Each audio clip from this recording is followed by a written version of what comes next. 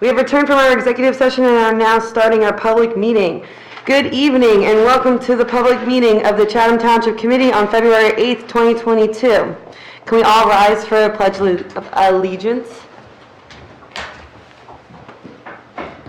I pledge allegiance to the flag of the United States of America and to the republic for which it stands, one nation, under God, indivisible, with liberty and justice for all. Okay. Welcome everyone to just the third meeting of this newly reorganized committee. As I have stated in a previous address, one of the center goals of this committee is to fix, upgrade, and maintain our infrastructure and facilities. Tonight, we will take a step forward in that manner by having a presentation from our town engineer, Mr. Rushke. The presentation will cover the quality of our roads and a plan for this year with an eye to next. I thank Mr. Rushke in advance for putting in the work to make this presentation.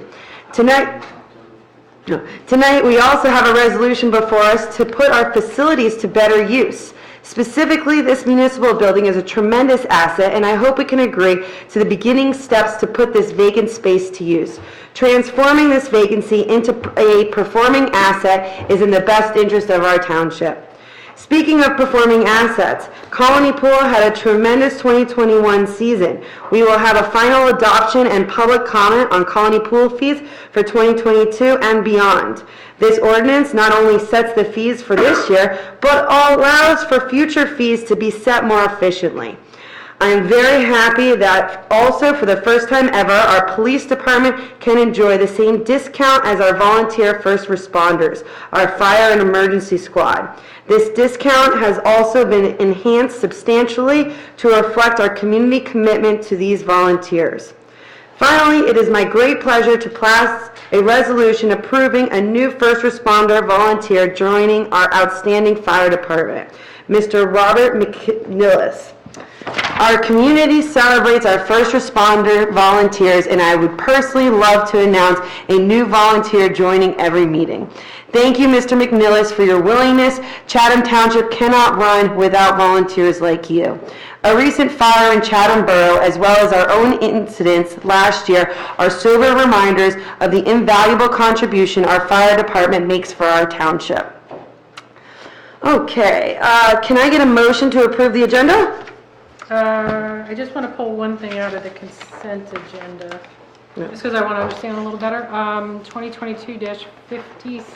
Let me make sure I have that right. The stormwater easement and right to drainage agreement. I just want to understand that a little bit better, so we can pull that one out. And then, did 62? Is that going to get? I thought that was getting pulled. Just for clarification. Because otherwise I want to pull it out for discussion. Yeah. So that got pulled from the agenda? Okay. Madam Mayor, I thought that was going to be revisited and brought back at the February 22nd meeting. Yes. Okay, so that's getting pulled from the agenda. Yes. Okay. Okay, so we're taking out resolution 62.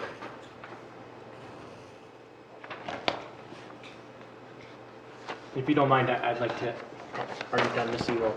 Yes. I would like to pull 49, 2249. That's number one. Okay.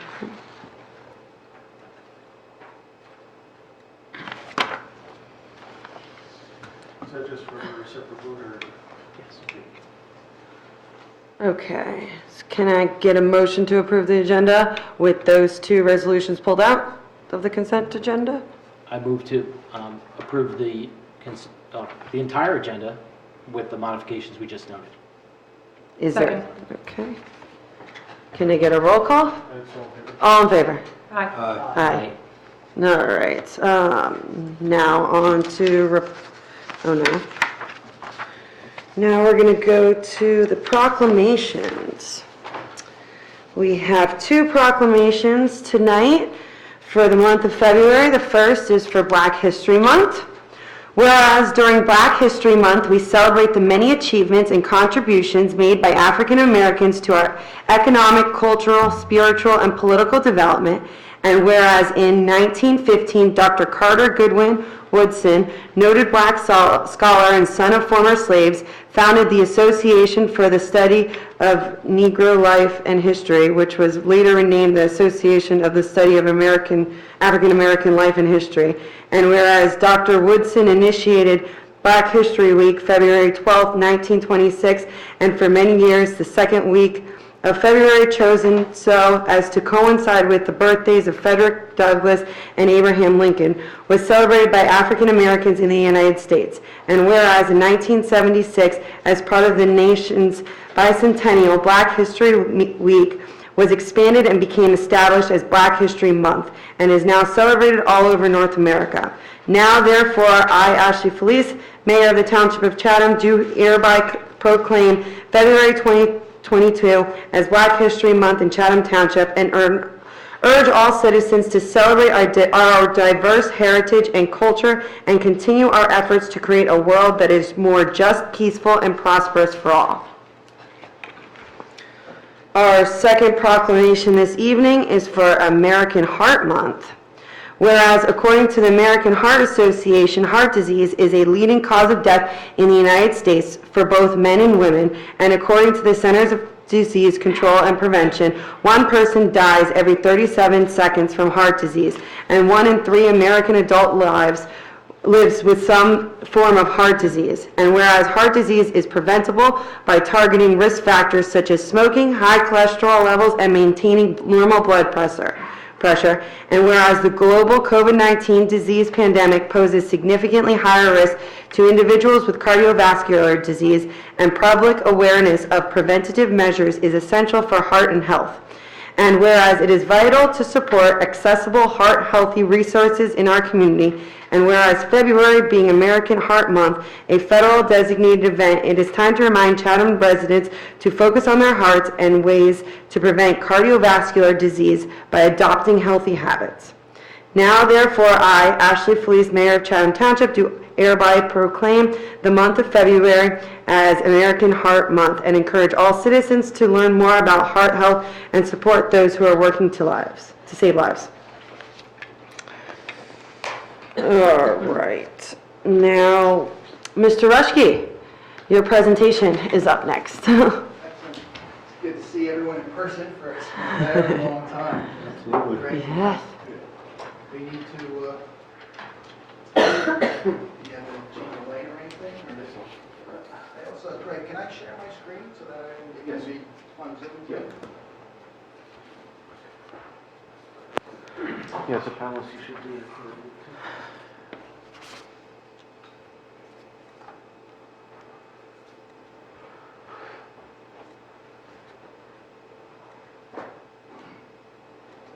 Does anyone have on Zoom that can see the presentation?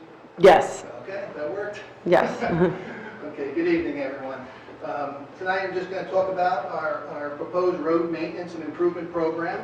It is preliminary. Typically, we identify roads, and then we identify the maintenance that we anticipate doing for the year. We present it to the committee, and then we, possibly refine it, or we ultimately come up with a final recommendation.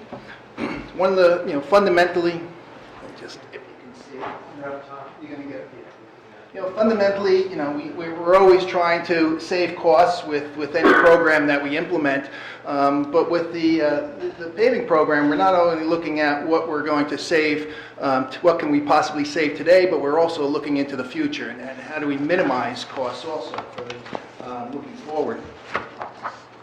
One of the questions I'm always asked is, are we spending enough money on the paving? And the approximate length of municipal roads we have is approximately 40 miles. And if we take an average duration of between resurfacing of about 20 years, which is somewhat of a standard of what you would typically see in a neighborhood, that's what dictated under RSIS when you look at the residential site improvement standards of what you're supposed to design a road for. So, taking an average of 20 years. Some roads we actually pave sooner because of more heavy traffic. Some may actually get pushed more than 20 years because it's in a cul-de-sac, very limited traffic, and it just doesn't need it. But on average, if we're spending approximately, and on average, approximately $325,000, we're keeping up with our road program. So the evaluation process, we did prepare we had a condition assessment done. I'll go into more detail regarding how that's performed. But we utilize that information to identify roads which are identified as being in the most need of being resurfaced. We coordinate with the township administrator. He basically says, what type of funding would you anticipate that year. We kind of discuss the need for the roads, and then it's a balance between looking at the available funding and the need, and he also looks at the various roads that are being proposed as a check. We do coordinate with all the departments through engineering, DPW, police, and sewer department, and we do get their feedback on what their the day-to-day. Certainly the DPW is on the roads constantly, and they are a good reality check on what they feel is the problem areas. We do coordinate with the utilities and Morris County, particularly with the utilities, what activities are coming up in the future, so that we coordinate with them, so we don't have situations where we just pave a road and then they want to open it up. So we try to avoid those situations. We do tend, even though, like I said, we kind of go by the condition assessment, but if we do anticipate in the future of pending possibly a drainage improvement on a particular road or other improvements that are going to be implemented, we do tend to, coordinate with those anticipated improvements, so that, we don't pave a road and then come back again like a year later to do some type of improvement. So we do try to proactively look into the future and try to identify those situations and correct them before we actually do the paving. And ultimately, this is just a proposal, and then we also, it has not, in the past, the committee has asked us to look at different roads or make sure, check the roads that are being proposed just to verify, and we typically do that, and then ultimately come up with the final list. Now, there are different levels of maintenance. There's preventive maintenance, preventive maintenance is just trying to repair the road in the sense of doing crack sealing or doing micro paving. We've done in the past where you're trying to seal the road, seal the cracks, and so that's primarily implemented by the DPW. We try to, the DPW does have a crack sealing machine, and they do try to, implement a lot of the preventive maintenance in-house. We do have, the DPW also does, target structural maintenance. Typically, we do find around manholes, around catch basins, they need to actually remove the pavement all the way down to the base material and make those repairs, and those are typically done by the DPW. And then we have road resurfacing, which is, one of the core things that we do as part of our program. And then road reconstruction, and we try to avoid road reconstruction. Road reconstruction gets very expensive if we're going to build a road. We let a road deteriorate to the point where we have to reconstruct it. Now, instead of doing road resurfacing on multiple roads, we're focusing all the funds on one particular road. So we always try to avoid, getting to the point that we have, road construction. And typically with the life of a road, it does, in the early years, it usually, you don't see a lot of deterioration, but it does become a point in time where you have a very short and high rate of deterioration, and that's what we try to avoid. We try to avoid, getting to that point where we start to see major deterioration, where all of a sudden the road is going to ultimately require a lot more maintenance. And that's really the benefits of preventive maintenance. Is basically we prolong that point of where we start to see major deterioration in the roadway, and a lot of that is crack sealing. One of the main factors where you see a major deterioration of the road is due to moisture getting into rainfall getting into those cracks. in the summertime, we have infiltration, and then it softens the subbase, which becomes, the stability of the road is compromised, and we start to see, additional cracking. In the wintertime, we get infiltration where we're getting frost heave and it deteriorates the road. So, trying to keep that moisture out of the road is key. And so, again, a lot of the preventive maintenance is done by the DPW. We had years where DPW, hasn't been able to get out to do as much as we should be doing. And, and in past years, we actually did, as part of the road maintenance program, we actually retained a contractor to catch up. And, that may be something where we're seeing that, with COVID and other things, there's been a lot of demands on the DPW and has fallen a little short just because of, the demands on them. So possibly, we didn't propose it this year, but possibly next year would be a point where we may have to do some catch-up because the DPW really just, like I said. So we did that in past years. It's been, 5 or 6 years that we actually did that, but it may be coming up again just to kind of catch up. Like I said, the condition assessment is something that we do. That's what we first look at when we, looking at potential roads that may need resurfacing. And basically, the condition assessment, it's looking at all the various different types of defects in that road, and they apply, based on the severity of the defects, it gets more points. So basically, it adds up all the points associated with these defects. And so with a road that, if a road is actually perfect, it gets a score of 100, and as the deterioration goes down, you start to see where the recommendation would be. Within a certain range of the condition of the road, we should be focusing on routine maintenance, and then, as the deterioration gets worse, we start to look at patching and overlays, and like I said before, we try to avoid that point where it's getting into a reconstruction, because we don't want to get into the point where we're spending a lot more on the roads, which could have been prevented. And we used a vendor last year for doing the assessment. It was basically a device that they drive around with this vehicle, and it actually takes pictures, and through computer imaging, they do the assessment. So it's I have, going back 10 plus years, we have done these manually, because these services were not really very available in the past, and if they were very expensive. So a lot of these we're doing it by doing a visual inspection. It does get very subjective when you do it visually, what percentage of a certain thing. So, but this is far more scientific with the way that's available now, and the costs have come down substantially. So, these assessment, it's not recommended to do it every year.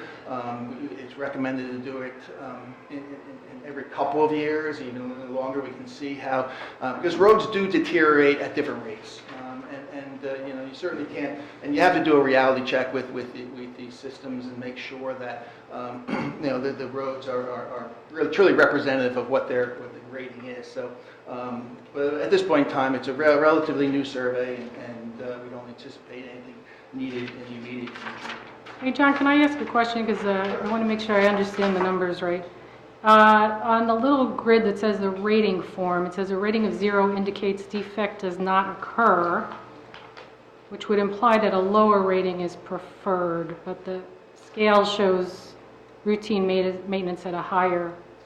Yeah, this is based on, it was something Bob asked me to throw something together, and I scrambled to try and find the form. This is based on the American Petroleum Institute, and they based it on, I believe it was an ASTRO standard, and that's why it originally reversed. So it was really more graphic that I was trying to illustrate that. So, if I could, what that slide demonstrates is that there's 14 different grades, basically. If you look at the right-hand side, it's transversal cracks, it's potholes, it's different things. So that was the key that we're trying to look at. There's the Cherry Hill method, which many communities use, and then there's others, but most of them use the 14 components that are on the right side of that.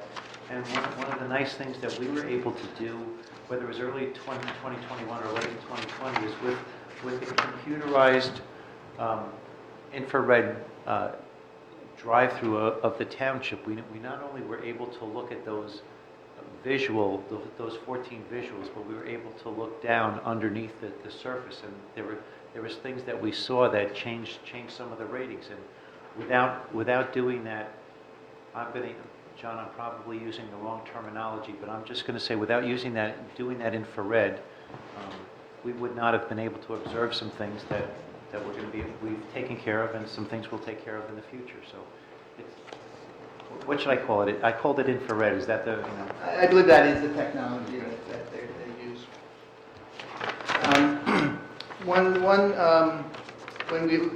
For procurement purposes, we have been using the Morris County Co-op, which is it's a co-op, state contract, basically coordinated through Morris County. But they have under that program milling and paving, and so we have historically used those over the recent years because the pricing is very competitive. I in fact have other projects where we went out to bid in other towns, and because the co-op really just is milling pave. They don't do any other work. So if you have other work in your contract, sometimes you're forced to go out to bid because it's just you just can't do it with the milling paving. But the pricing is very competitive, and it is. And this year the prices come out in December, and then again I'm recommending that we use the Morris County Co-op. It's a very simple process. It doesn't require me to prepare any engineering plans or anything. We just identify to the contractor which roads we want to mill and pave, we schedule it, and it's a unit price contract. But like I said, it is a contract that they're just doing milling and paving. So these roads, we do have some prep work to do prior to paving, and it's done by the DPW. We do tend to stress them a bit with the work that they do, but they do go in. They inspect all the catch basins. They'll fix the catch basins prior to the road being resurfaced. We'll also check the manholes to make, because it's our sanitary sewer. We make sure those are correct. We'll also reach out to utility companies if they have a valve box that's lowered or needs to be raised or corrected. We ask them to correct that before it. So there's work to be done prior to actually getting the paver in. Like I said, that with structural repairs around basins or around manholes, or in fact, if we just see a lot of significant alligator cracking, the DPW will saw cut pavement out and actually do a complete repair in certain sections, because the road and those are usually just isolated areas. So we do have to retrofit our catch basins, basically under the DEP regulations of our stormwater permit. We're obligated to install, change out castings so they're bicycle safe, and that the heads actually have appropriate openings. So we have to, as part of this, we have to upgrade those castings. We do look at the drainage patterns, and for the most part, we do try to maintain the existing drainage patterns, because if we start changing the draining patterns, we do tend to send more water in another direction, and we don't want to create that situation and someone getting more water than they had before. And so we do evaluate that. Where we can improve it, we do try to improve it. We do try to improve the crown or other things, but we try to mimic what the pre-existing conditions are. We don't go in and as part of these resurfacing program, we haven't been upgrading piping. Typically, if we built a new road, a drainage system would have a pipe design of a 25-year storm event. But usually, we usually address these issues or complaints if we have a known drainage problem. So I just want to make that aware to the committee that we typically look at where we have a problem, but we don't go in and evaluate every drainage system. Because again, replacing the drainage system is very expensive, and many times you're supposed to have capacity in pipe, and sometimes you just have capacity in the curb itself, and you get a little flow that makes it manageable. So we evaluate that. We are obligated to upgrade ADA compliance at the crosswalk. So whenever we have a crosswalk in our roadway, we do have to update to the ADA ramps. And then certainly we reach out to the police and see if there's any particular issue or safety issues that they have concerns with that we should be addressing prior to implementing the paving. Like I said, the utility work is something that is certainly an influence on how we schedule the paving and how we coordinate it. We do have a road opening permit process where we do monitor where the roads are being opened and making sure that utility companies are repairing the road properly. We do reach out to the utilities before we schedule, as part of this preliminary process, and once a plan is actually finalized, we send it to utility companies so that they are aware that these are being forwarded. At this point in time, I just reached out to New Jersey American Water. They did identify Cypress and Woodlawn as a potential future project. So it's on our radar, looking for that. They have a list of some other roads, and J Road was actually identified as being scheduled for replacement. They didn't identify the exact year. But certainly those are things that when we put out the final list, I know it goes through, internally they start to mull over what we're doing, and there has been times where we give them the list, and then all of a sudden they scramble and they want to replace the main, and so we coordinate with them with that. This year is we also have maybe aware that we're doing the infiltration inflow study to identify leaks that are basically getting into the sanitary sewer system. We complete a substantial portion of that project, and we have identified roads that need to be videoed, and we basically will video those after, we want to schedule that when we get a significant rainfall event so that we can actually see where the water would be coming in. To date, the anticipated corrective actions are really grouting or limited lining of the sewer. We don't anticipate actually having to open the road in order to make those repairs. So that's what we've seen so far. And we also identified potential sump pumps or leaking laterals that we need to address. So those are things that will also, it's the type of correction, but it doesn't require opening up the road. So, but one of the roads that were identified as having a low condition assessment was Woodmont, but we did postpone that. We're recommending to postpone that to next year, just because we did see some very substantial infiltration that's occurring on that road, and we still have to do the video inspection, and again, it may be that we can do the corrective actions without ripping up the road, but we just want to be cautious and make sure that that's addressed before we do that. We do have a municipal, we did receive another municipal road grant for 2022, and it was for $268,000. When we select roads to be presented for a DOT municipal aid, we do go to the rating system, but we also look at what roads would be ranked, what's the best application that we can present to the DOT, because you're not guaranteed to get this funds every year. It is a system that they evaluate the application, they look at various different factors and apply points to your application, and so we not only look at the condition of the road, but we do look at roads that would tend to get more traffic than this and not be cul-de-sacs and such, and so so we do strategically look at roads that may get more traffic, and we look at trying to present the best application that we can, and also as part of the putting forth the best application, we don't request 100% of the cost of the project, which does give you an advantage also. So we usually put a grant application in for about 80% of the application, and that's why we have some supplemental funding. Now this year, we actually had to apply more funds to the 2021 budget that we had for resurfacing. And the reason for that is under New Jersey's public contract law, we're obligated to pay for an asphalt adjustment. And that occurs when the time you look at the asphalt index that's maintained by the DOT at the time of the bid and at the time we actually do the actual paving. So if the bids are coming out in December and we don't pave until June, they have to make an adjustment for the price of asphalt. And last year, that was surprisingly, it took a significant jump, far more than what we've seen in prior years.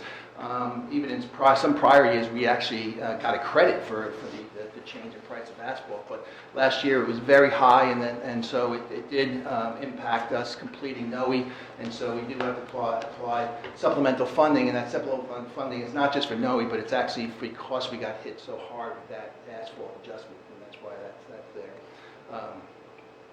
And so this year, we're recommending that there's $102,000 that's being applied to the budget just for addressing the DOT applications. The preliminary 2022 roads are outlined in the project, outlined in the slide. Basically, these you can see the pavement condition index that's identified, and so we are hitting the roads that have the lowest index. Now there are two roads that I just wanted to bring to the committee's attention and just to see if we want to take a different approach with these roads. Britton Road, it's a long road, it's expensive, and it has a very low pavement index, but the concern is that the road is going to be basically, if we pave it now and then the work that goes associated with the landfill, we anticipate that road is going to be severely damaged with all the intense truck traffic that's going in there. So we don't want to necessarily spend this money and then have that the road just deteriorate from all that truck traffic. So the thought is to I discussed this with the DPW. They inspected it. They're going to go out this year, and they were just going to make the road safe, address any particular areas that need to be patched and address that, and then just postpone Britton Road perhaps another year, and then just see what's with the landfill. Even if the landfill, when we pave a road, we want to get 20 plus years out of it, and so we don't want to pave the road and only get 5 years out of it because it's going to be impact from the landfill. And the other road I'm just bringing to your attention is Dell Avenue.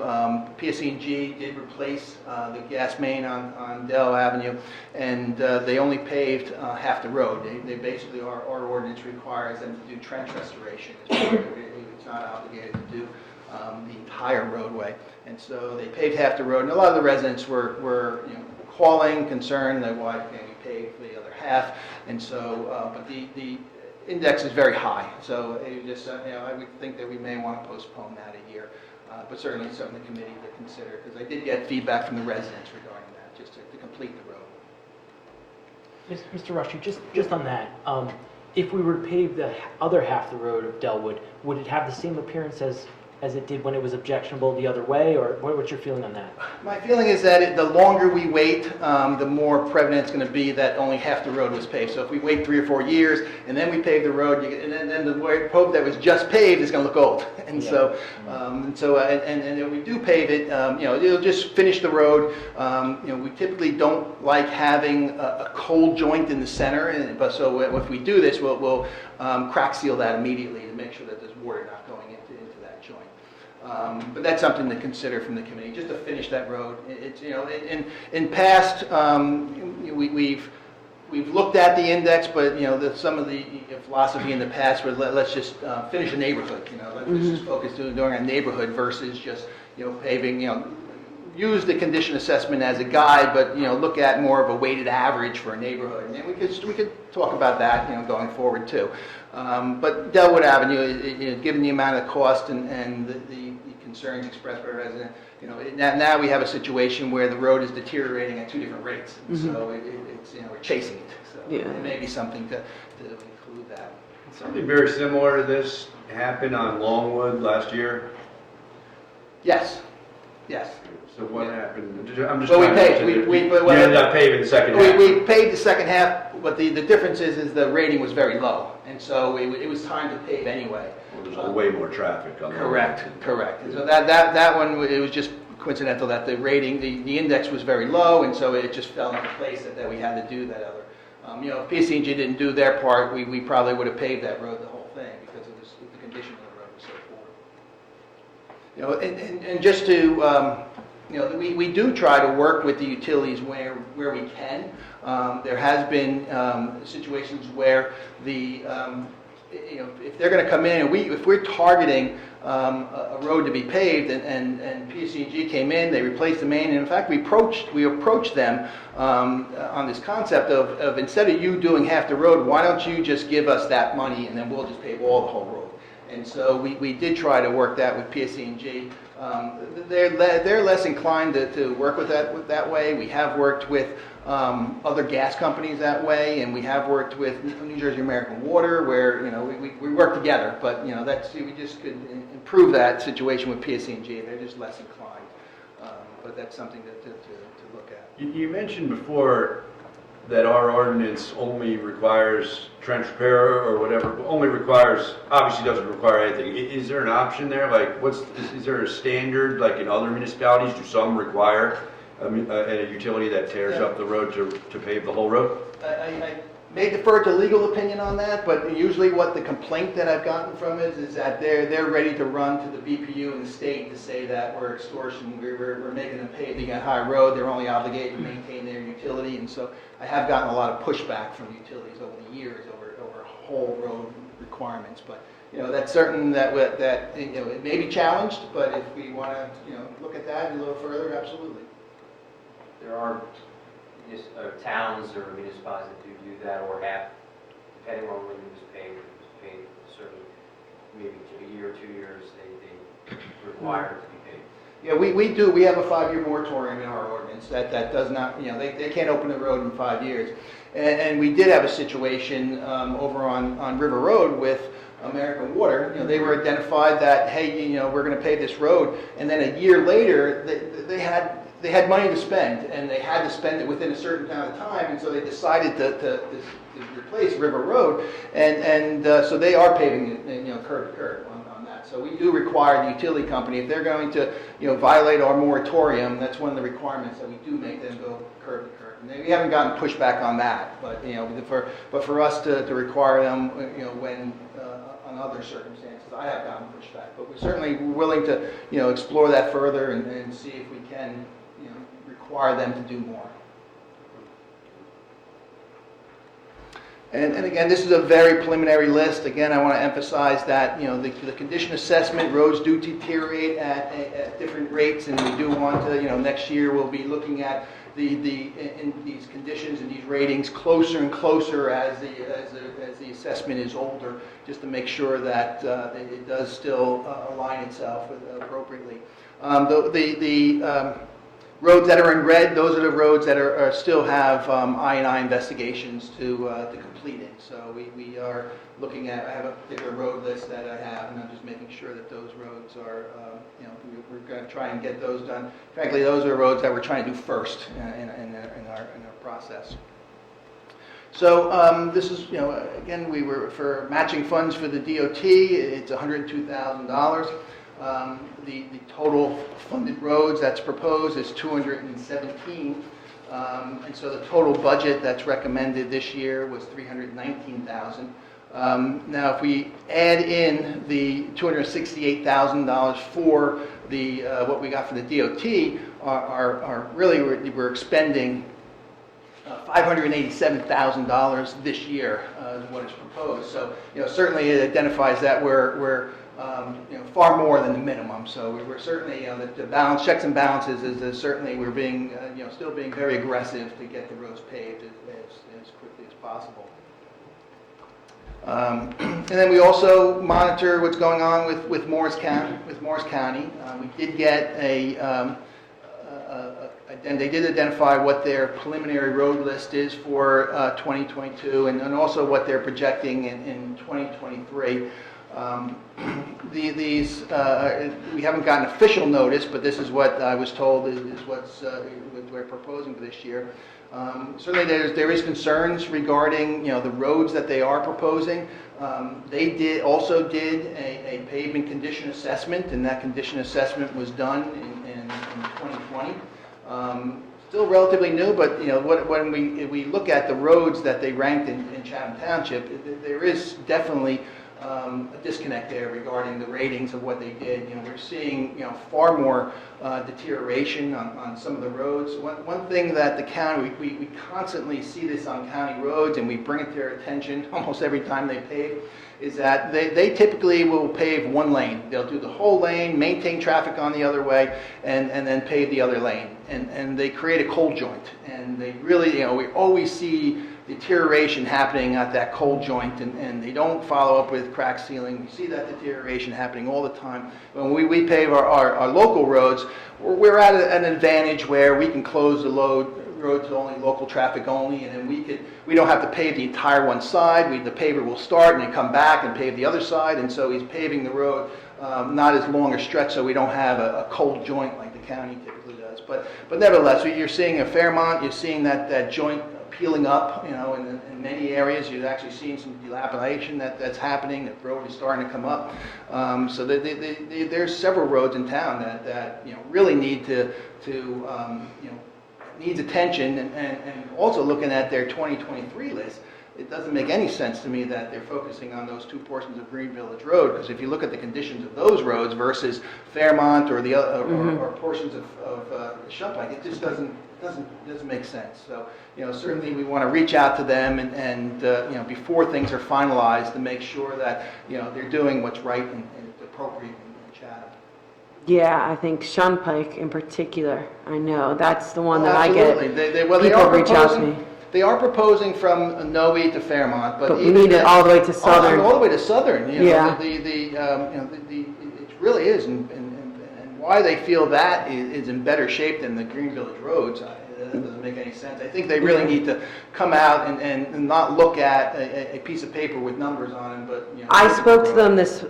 them earlier this afternoon, asking that, and I believe they will be coming out next week to look at it, hopefully, and they're supposed to get back to me, but I think that to me seems like the pressing one is Shumpike. Yeah, I just think that we would never let our roads get this worse before. Yeah. And I just think they need to be putting a lot more funds into paving roads in Chatham Township. I agree.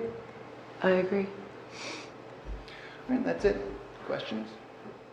Have you seen any techniques work with the county where that would encourage them? I mean, certainly the mayor's going to meet with them, but is there anything else that goes on in terms of, I mean, they have their preliminary list for 2023. So do you trade roads? What do you Yeah, think? absolutely. We've. Do they barter? They do.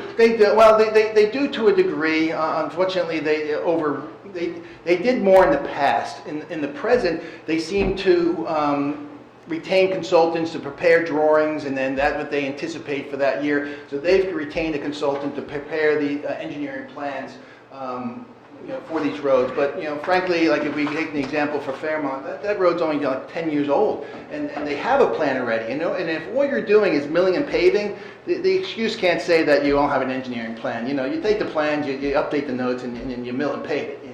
We pave all our roads without preparing engineering plans. All you're doing is milling 2 inches and putting 2 inches back, and then the DOT standards are the DOT standards. So I don't think that their current policy where they have plans prepared necessarily would hinder them from changing. I think the fact that they have these drawings and the road physically has not changed from the limits that they would be paving, and they could certainly make that change. And I think that's what we need to discuss with them, because I did talk to the county engineer, and that was their first response to me, that we're not prepared to bid it, but you can change. We can, it's not that difficult. One more question.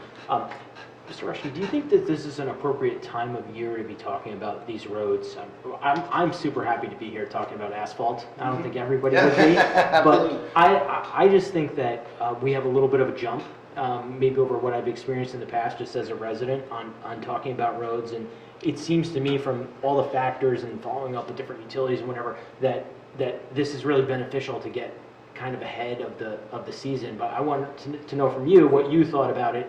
Because there is a balance, of course. There is a balance, and again, I'm recommending the Morris County Co-op only because there's savings associated with that. I'm not pairing engineering drawings and they're not paying for bonding separately and things. So there's an advantage of going with the Morris County Co-op, but there is a demand for the co-op. So if you don't get your order in, we typically like to try to pave in the summertime, only because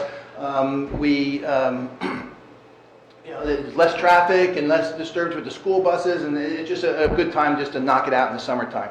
However, everyone else does. Everyone else wants it done in the summertime. So, it's advantageous for us if we can get funding in place, so we can have a commitment with them that we want to have a set date of where we want to start. That works out too, because one of the things with the co-op is that one disadvantage is that you're not set by if we went out to bid, we can put time limits, we can tell them when to start, we can tell them when they have to finish, but with the co-op, it's a little more flexible, and we're sometimes chasing them to get started, and what the inconvenience is sometimes they don't give us as much time. We typically want 2-week notice, at least a week notice, and sometimes we've had days notice, and we have a process that we like to notify the residents, give them plenty of time, but when we're going to do the work, when we're going to close the road, and that's some of the inconvenience associated with that. So if we could secure the funding, secure our position in getting a set date, that allows us for scheduling purposes.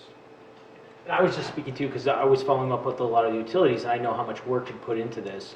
I don't know that all the other members do, about in terms of, if we have to wait a little bit until the county tells us what they're going to pave, right? But then, if you get too far ahead of the county, then our list is not great. And then if you get too far ahead of the utilities or not, there is a lot to balance there. So in terms of that aspect of like, when could we actually plan for, not necessarily execute the... Oh yeah, we could, well, certainly, there's prep work. So the sooner we can identify the roads that are going to be done and then how we're going to move forward, the DPW has a lot of work on their plate. And so they need to do a lot of prep work. So it's not something that, that we want to be first truck off of the plant, the asphalt plant when it starts. We need time to prep and get the roads right. We don't want to rush things.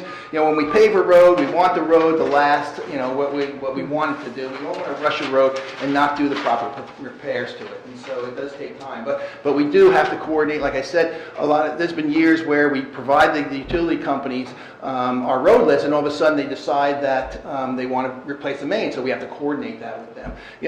Frankly, I don't understand, and I get very frustrated.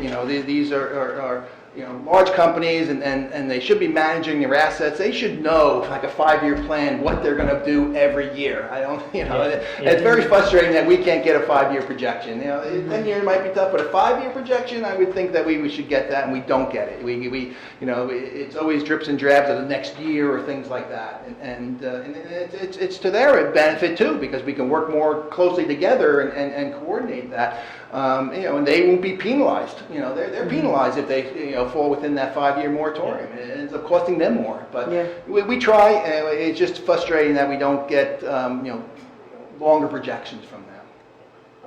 I'm sorry,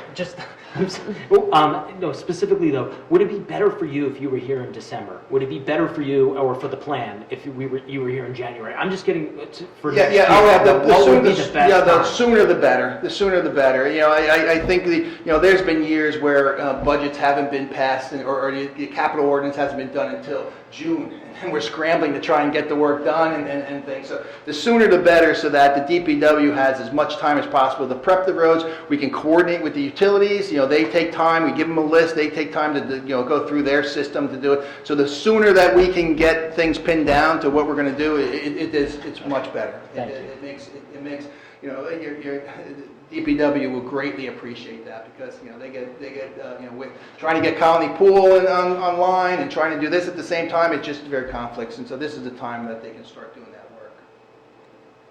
Thank you. I just had a couple of quick questions. Okay. Britton Road. I thought I vaguely recalled when you and I were talking to the EPA.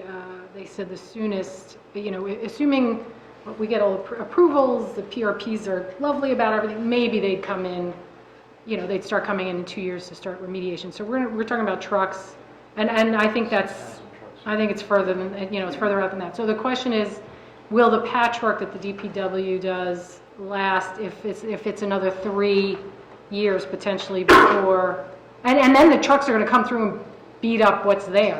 Yeah. Well, what we could do, we can take a closer look at it.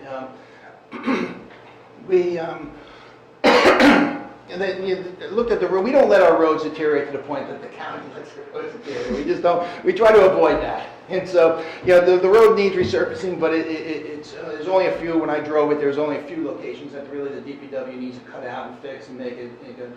We could possibly look at doing micropaving, which is a little bit more, it's not a structural fix, but it's a way, it really is beneficial that to seal the roads so we don't have further deterioration. So it gives us a few more years to look at this and see where the projection is. So that may be something to prolong that life of that road by doing something that's probably a third or about the cost of resurfacing. And so we can get, we've done that in the past with micropaving. We've done, there was a couple of years where we needed to play catch up. There was a couple of years, in the late 2000s that due to other reasons, there wasn't a lot of money put towards the paving because of other reasons. But then we realized that we needed to catch up, and so we implemented a lot of the micropaving to kind of catch up and just to prolong some of the roads to allow that we don't have to resurface everything at once. So we approached that. So that could be something that we can look at as possibly doing micropaving. But again, it's not a structural repair. It's a preventive maintenance, and we just need to look at the significance of the cracks there. We don't want to throw money at it either. That's not going to be effective. And so sometimes a road gets beyond a point where you lose that benefit of doing that. So we have to look at that road a little closer. Yeah, the other part that I was trying to remember is when we got the estimates from the PRPs, I assume that included fixing the roads when they were It's done. my understanding, it's been a while since we had a detailed discussion on that, but I thought it was recognized by them that the road, it was not designed for the hundreds of trucks that are going to go through, and that the road is going to have to be reconstructed as part of that process. So at least that's my understanding. That's what I thought The I last remembered, time we too. had it. Okay. And then the other road, Hillside. So Hillside, I had asked you, because I thought it was part of that Dixie Dale, that they were going to have to replace that road, but you said it's just the trench, because they're burying the lines. Yeah, we just identified on the preliminary list and as just, solely based on the actual condition assessment that was identified. That road would probably be working with the developer, the water company, and try and see that, the fact that road is coming to the point where we would have resurfaced this, we would probably be doing, frankly, horse trading with them to try and get a payment in lieu of doing final paving, and then we would do the final paving. Because the cost of that, it does work in our favor, because the utility companies doing trench restoration, they're doing, it usually costs more to do a trench restoration versus the entire road, and our very competitive pricing that we get with the Morris County Co-op, we benefit from it. We can usually pave a lot more of the road than they can with the trench restoration. So we do try to work with them and do it. So Hillside is going to take a different approach once we work those details out. Okay, great. Thank you. All right. Okay. Anybody else have any questions? No. Comments? Discussion? Well, I guess I have one real comment, but Mark kind of covered it already, which is, he worded it more artfully, talking about techniques for working with them. I was thinking just more about, how do we be the squeaky wheel in Morris County, for Morris County roads? We have to meet with the commissioners. I will be frank that, I've been engineer to at it. engineer is not going to make it happen. I think that should be a goal, to just keep after them. I have been doing that, I can promise you that. They get daily texts and emails. We have roads that are partially, obviously you mentioned Hillside, but it's not a county road, but Shunpike, roads that are in the borough and the township, or in the township in Madison, or in the township in Harding. Do we coordinate with the governing bodies in there to sort of give like a double court press on Morris County, or do they do it within municipalities, like stretches of road? Yeah, no, one of the roads that we're proposing is Ridge Road, which actually does go into Long Hill, and if that's a road that we're going to do, we'll reach out to their administrator and tell them the co-op price, and then see if we can do it all at once, and just, we're I'm working talking specifically about pressuring the county to do. Oh, yeah, but I'm just saying that we do work with the adjoining municipalities where we have adjoining roads with the borough, and we make sure that, they're aware of it. We unfortunately, we have paved some of our roads. We've reached out to them, there's no response, so we just go forward. But We try to. One of the beautiful pieces of art that Mr. Rushke created that we didn't see is a map of the town, and he did put the county roads on it, and one of them is Shunpike, and it goes through the Shunpike in the borough and then down to Watchung, and the county is paving all of that, but just not our stretch. Borough, good. Us, not so much. So we're working on that. It definitely, it's a meeting with the commissioners to have, and I think it's important for them to come out and boots on the ground, look at the roads, don't just rely on numbers, look at the roads, do your own assessment of that. I just look at some of the roads that, I haven't gone to other municipalities and look at other roads the counties are doing. But the county should be paving the worst roads first, and if Right. more worse roads are in Chatham, they should be putting more money into Chatham and not, other roads. So I think they just need to, again, boots on the ground, do a reality check because, the numbers don't match, what the deterioration that we see in the roads versus, their numbers, it just doesn't jive. And the irony is, we've probably all had this experience, is 8 times out of 10, you run into somebody, hey, you're on the committee, what's going on with this road? It's always the county road. Yeah. Always. I got an email today. Yeah. I got an email this morning, Yeah. basically the same exact thing. What's going on with Hey, Shunpike? it's a county road, it's not really a satisfactory answer all the time. Right. But, so I think we all feel it. Thanks, John. Any other comments or questions? Madam Mayor, Yes. I just wanted to thank John. There's, Yes. I know committee member Lois did, but there's a lot of work that went into this, but there's a lot of work that goes on behind the scenes on an annual basis, so it's rolling. This is, this was a nice way of putting it together, but it's John and his inspectors, it's the DPW, there's a whole lot of feedback that comes in, and this helps us focus on it, but there's just, there's lots of things that go on behind the scenes, so We thank have you. the same work Thank you for does. the help. Every year Yeah. we do the same work. This is the first time we did PowerPoints. I think it was really helpful for everybody to understand puts it in what's, perspective. what's actually involved. It's not just pave my road now. There's more to it than that, and it has to be, done properly. So yes, thank you very much. We really appreciate that. All right. So I guess we can move on to committee reports. Committee Walt, do you have any reports? Oh, okay.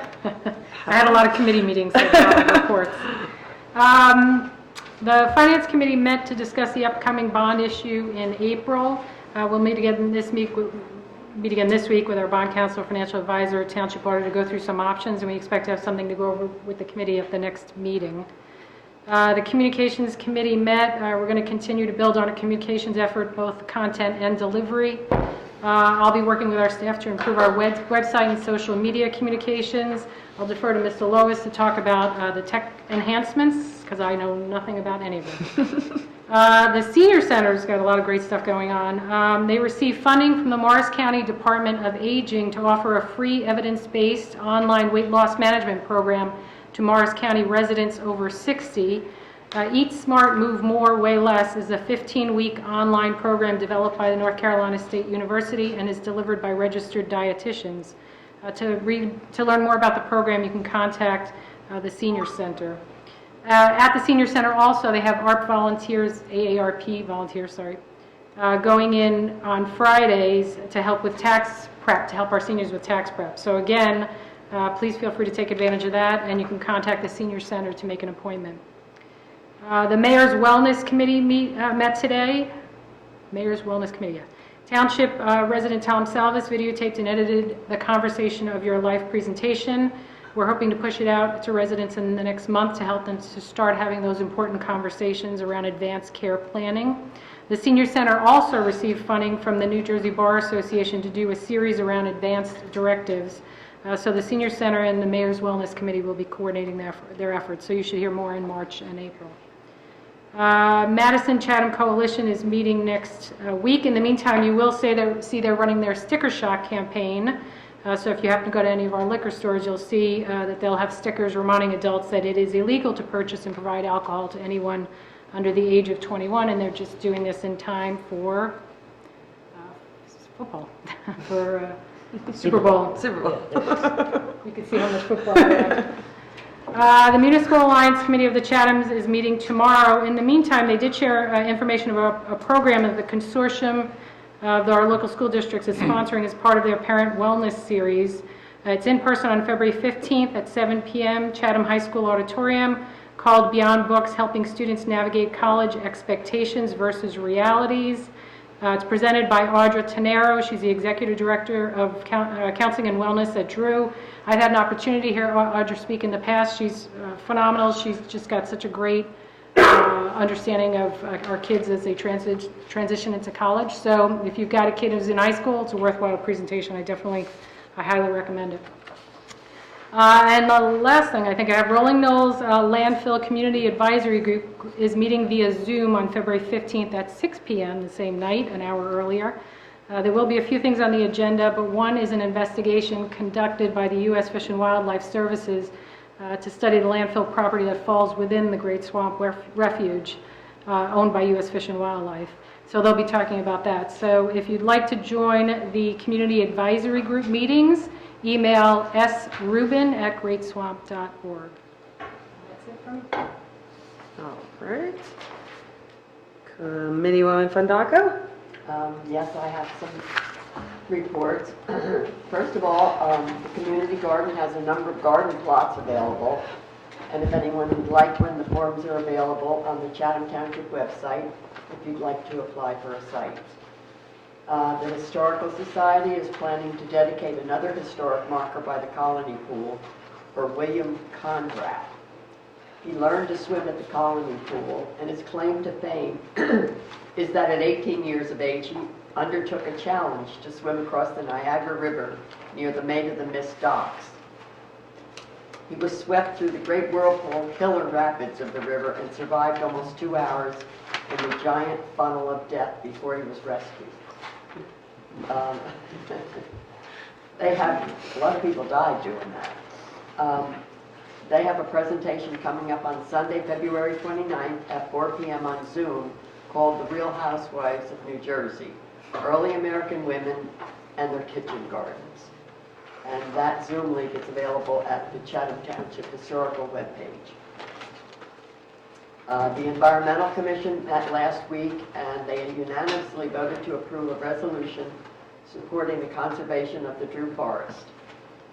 They encouraged all residents to visit and learn about the Drew Forest. They also discussed plans on how to mark and celebrate Earth Day, including participating in the second annual EV, electrical vehicle. I think that's what that means. Expo in Madison, as well as once again hosting the tree seedling giveaway that they have done for years, and also participating in the Tri-Town yard sale along with Chatham Borough and Madison as a way to divert items from landfills. Now, last but not least, the DPW. I guess we can't thank them enough for all the work they do around our township to keep us safe and also doing other tasks that you may not realize that they're doing. In the last few weeks, they have installed over 120 signs and posts around the school area per our new ordinance, parking ordinance. And they are also continuing to replace LED on traffic lights around town that go out. And there have been numerous snowstorms, as everyone knows, which caused them to work mostly on weekends. The latest storm began on Friday, January 28th. They went out at 8:45 for salting operation and then plowing and salting until the very end. And this also includes clearing the sidewalks, which the towns are responsible for, our town is responsible for, and all the walks at Town Hall. How come I get so thirsty when I do this? They finally did finish up at 5 p.m. on Saturday the 29th, and the latest salting operation was on February 4th at 9 p.m. for the ice. They are continuing to plow off the ponds at Nash Park for ice skating. Oh, thank you, I've got some. They continue to cut back the low from tree branches that affect the plow trucks. They are starting to scrape and paint the benches at Colony Pool. They are also painting offices at the police station and the DPW. As John mentioned in his report, they are always out there doing various road preparation and maintenance. Bravo to all our DPW. Totally. Thank you. Agreed. Thank you for that, though. Okay. All right, Committeeman Lois? Okay, as I mentioned, I am the utilities liaison, and I was very happy to find that Mr. Rushke was ahead of me in all of my contacts with PSE&G, JCP&L, and New Jersey American Water, and that the PSE&G says that they're finishing their power line project this year. It'll be complete in 2022 with final restoration not until the fall. So my specific question was about the Colony Recreation Area and the area that's most traversed on Southern Boulevard with the school and whatnot, and they said that they would be pulling up and removing all the barriers by May from there. And I think we can continue to push on them a little bit on that, because it would be, obviously, for Colony, the season starts at Memorial Day, but there's spring sports, the tennis, there's other reasons to get that moving along.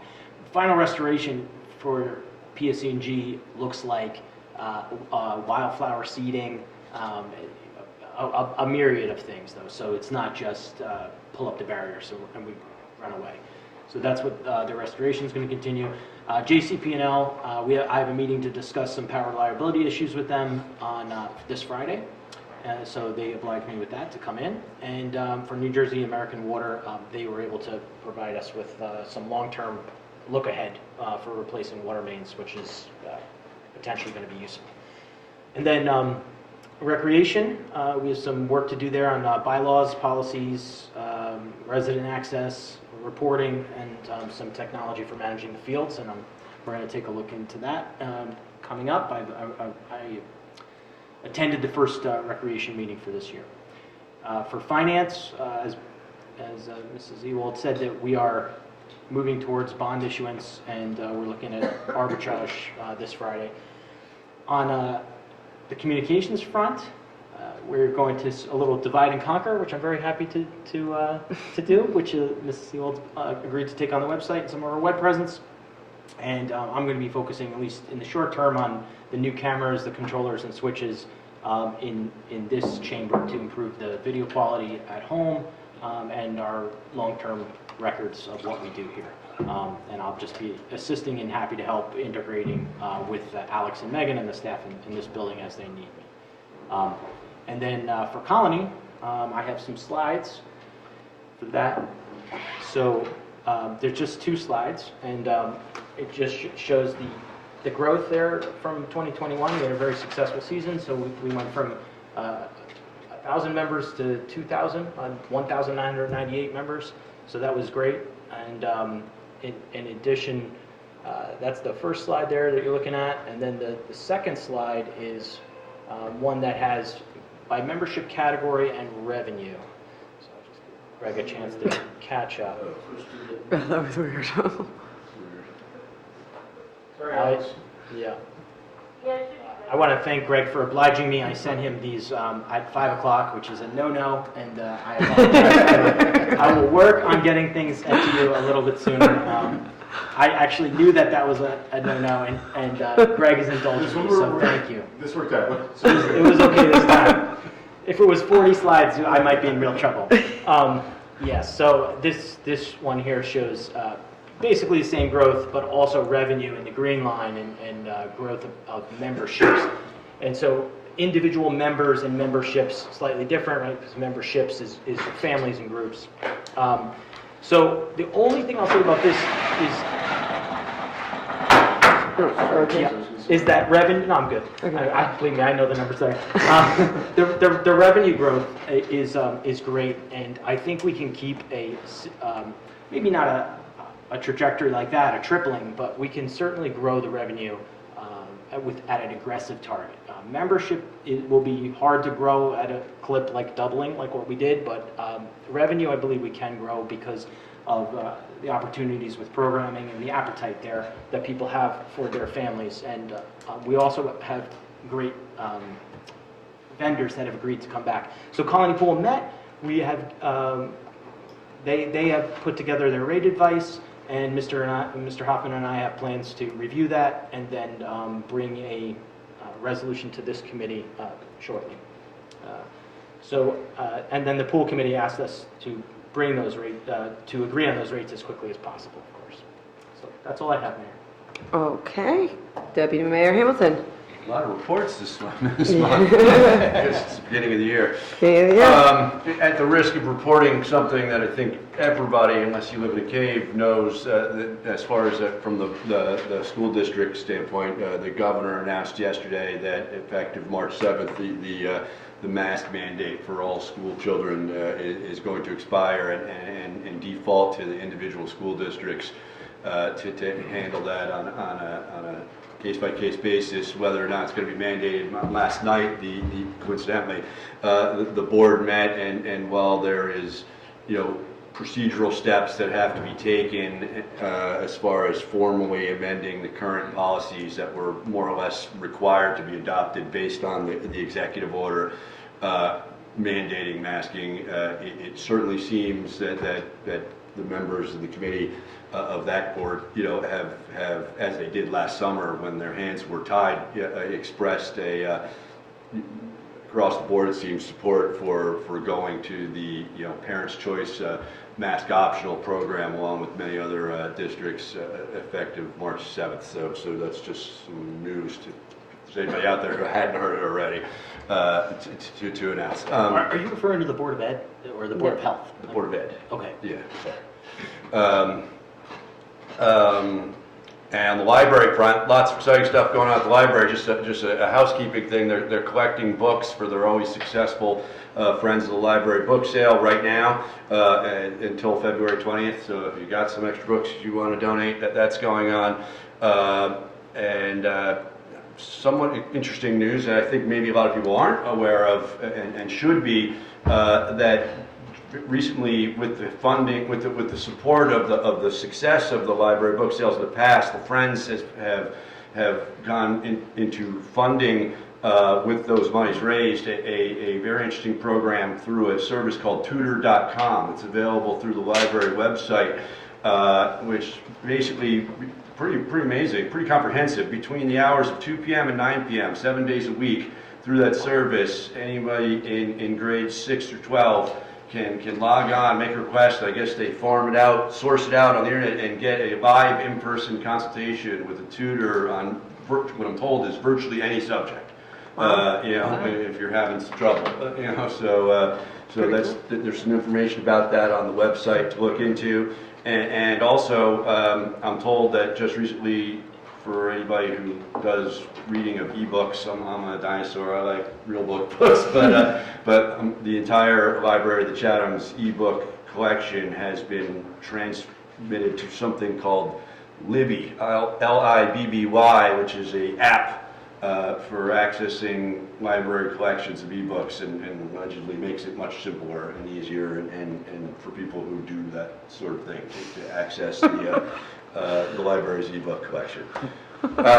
So lots going on there, and usually I do this on my own, but I can actually report to the people watching at home that I personally had a communication from the chief of police today asking me to remind people to not leave their key fobs in their cars and lock their cars.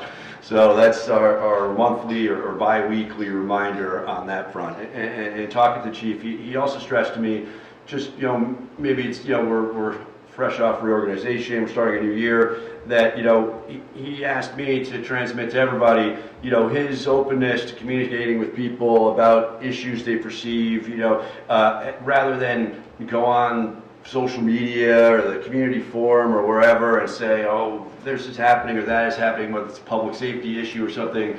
He's likely not going to see that. So, but he will check his email and listen to his voicemail. So if people have concerns on the public safety front, don't be shy about reaching out to the chief. And he asked me to let everybody know that specifically. Yeah, tagging on to that, I was on a call with our neighboring towns and their chiefs of police discussing the auto theft situation that is occurring and the impact that it's having to the community, and it's really a big problem. And it's not just the the stolen car. It's that we're attracting such awful, terrible people into the community, and then once they get the car, they are incredibly dangerous because they just try and get out of the community as soon as possible. So they're speeding, they're going, 100 miles an hour, hitting anything in sight, and that's the real danger. It's not really the stolen car. It's the harm that they can actually cause to a person who's jogging on the road at 5 o'clock in the morning or something. And so that's where I think we all need to really be conscious of, okay, it's not just your car here. This is a real problem. And I know, like in Summit, there was an issue. A police officer just, got hurt last year because of a chase situation of like this. And he just came back after a year of so something that we can all be aware of. Any other reports? Any other comments or anything? We can move to the public commentary section. For the staff. Oh, okay. Sorry about it. Mr. Hoffman, do you have any reports? Thank you, Madam Mayor. One item to report, the Nashville project has started. People might have noticed that the poles and 2 light banks were moved out to Nash 2 this week, and the crews are going to be on site tomorrow. They've already called for inspections tomorrow, Thursday, and Friday for the hole. So they'll be putting up some of the 8 light poles. So it was nice to go out there and to see that the items were moved today. So that's my report. Great. Do you have an update? I was just wondering on the RFQs, because they're due like 2 days from now, in terms of what the numbers look like? We do. We've as Committeewoman Ewald has said, we have RFQs, requests for qualifications, for some of our professional positions. The responses are due by this Thursday, February 10th at noon, and then they will be reviewed. We have had responses for all of the RFQs, whether it's been for bond counsel, risk manager, some of our tax attorney, things of that nature. So we've had significant responses. Some of them in some categories we've received over. We've been asked by 10 different companies to send them the RFQs, and we expect to receive significant responses over the next 2 days. So we've probably received responses in each category, averaging two responses so far, but we're anticipating that tomorrow and Thursday morning we will receive a whole lot. I don't know if that's the kind of report that you Oh, I wanted to get a sense of the numbers, but there was one point of clarification, because I want to make sure the committee knows this. When we talked about the specialist RFQs, there seemed to be an understanding that there was a maximum hourly rate in the RFQ, in the document that was sent out, and there was not. So I just want to make sure everybody understands that, and you will find out, because we will get their proposals for what their hourly rate is in that process. I know it's not an RFP, but the qualifications come with their hourly rate. Yeah. Okay, we can. So there was no hourly rate that was. I went back and looked at it because I hadn't seen them before. Oh, the rates put in the contract once we agree with them? Okay. Yeah, and of course it'll be negotiated. Qualification doesn't meet our specifications. Right, then we don't have to use them. Hopefully there will be a candidate who does. Yeah. I just didn't want anybody to be surprised because there is no max rate that was requested. Well, if it's too high, we won't use them. Thank you, Committeeman Ewald. I think that's an appropriate comment, honestly. Agreed. Mr. King, do you have anything? Nothing to report. Mr. Reschke? We heard you. Great. All right, so we're going to go to the public hearing of citizens. This is an opportunity for any member of the public to be heard about any issue that are not topics scheduled for public hearing tonight. Our public hearing of citizens is guided by Governor of New Jersey's executive orders. At this time, the committee meeting room is open to the public, and we look forward to having you join us. Additionally, this meeting is being made available for public participation remotely. If you're watching cable TV on Comcast Channel 29 or Fios Channel 26, you can participate in the public comment session of this meeting by dialing the phone numbers which are listed on the agenda and which are shown on your TV screen. Please dial *9 to raise your hand. If you're watching via Zoom, you may speak during the public comment session by following the Zoom instructions to raise your hand.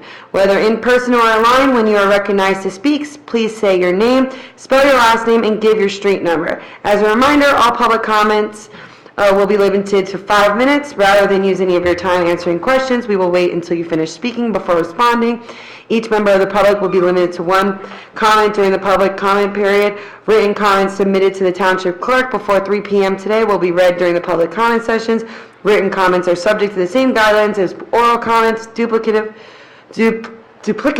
written comments may be summarized rather than read in full according to guidelines issued by the New Jersey Division of Local Government Services. Are there any written comments? Yes, I received 2. First is from Jim Connolly on Van Houten Ave.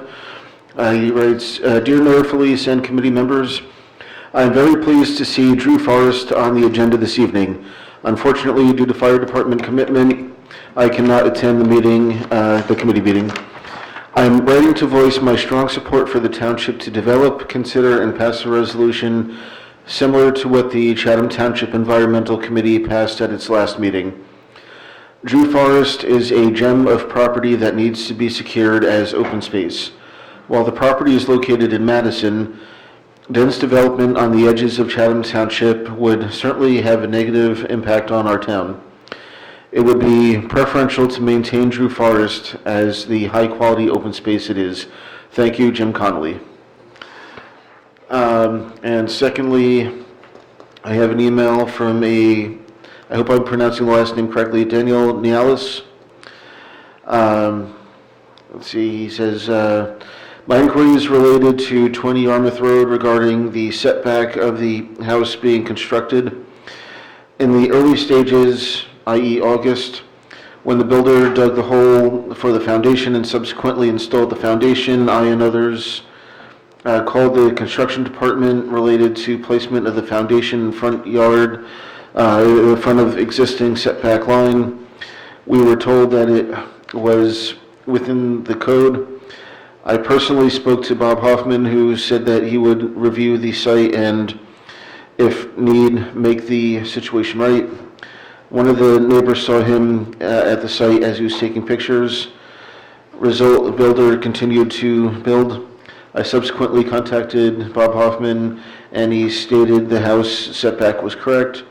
I then read zoning policy and noted the footnote number 9, which, in my opinion, if applied, would have addressed the issue. And this goes on to deal with the issue, which I can forward this to the committee if you would like. Yeah, that'd be great.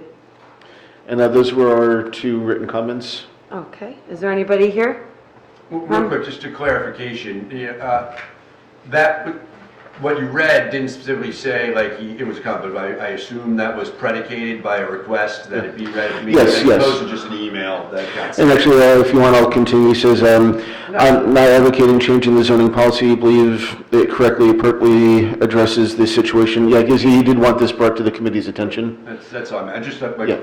every Yeah. email that we receive is not considered a written comment. If I were to read every email I get in a day, it would be here till midnight. That's the point, yeah. Now, I know, so the last responses came from Mr. Rushdie, and I thought there was some outreach to Mr. Banish, because there is some confusion about that footnote.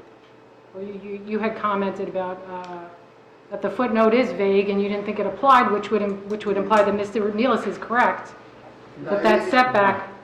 Yeah, there's definitely appears to be a typo in the table because it doesn't even reference the correct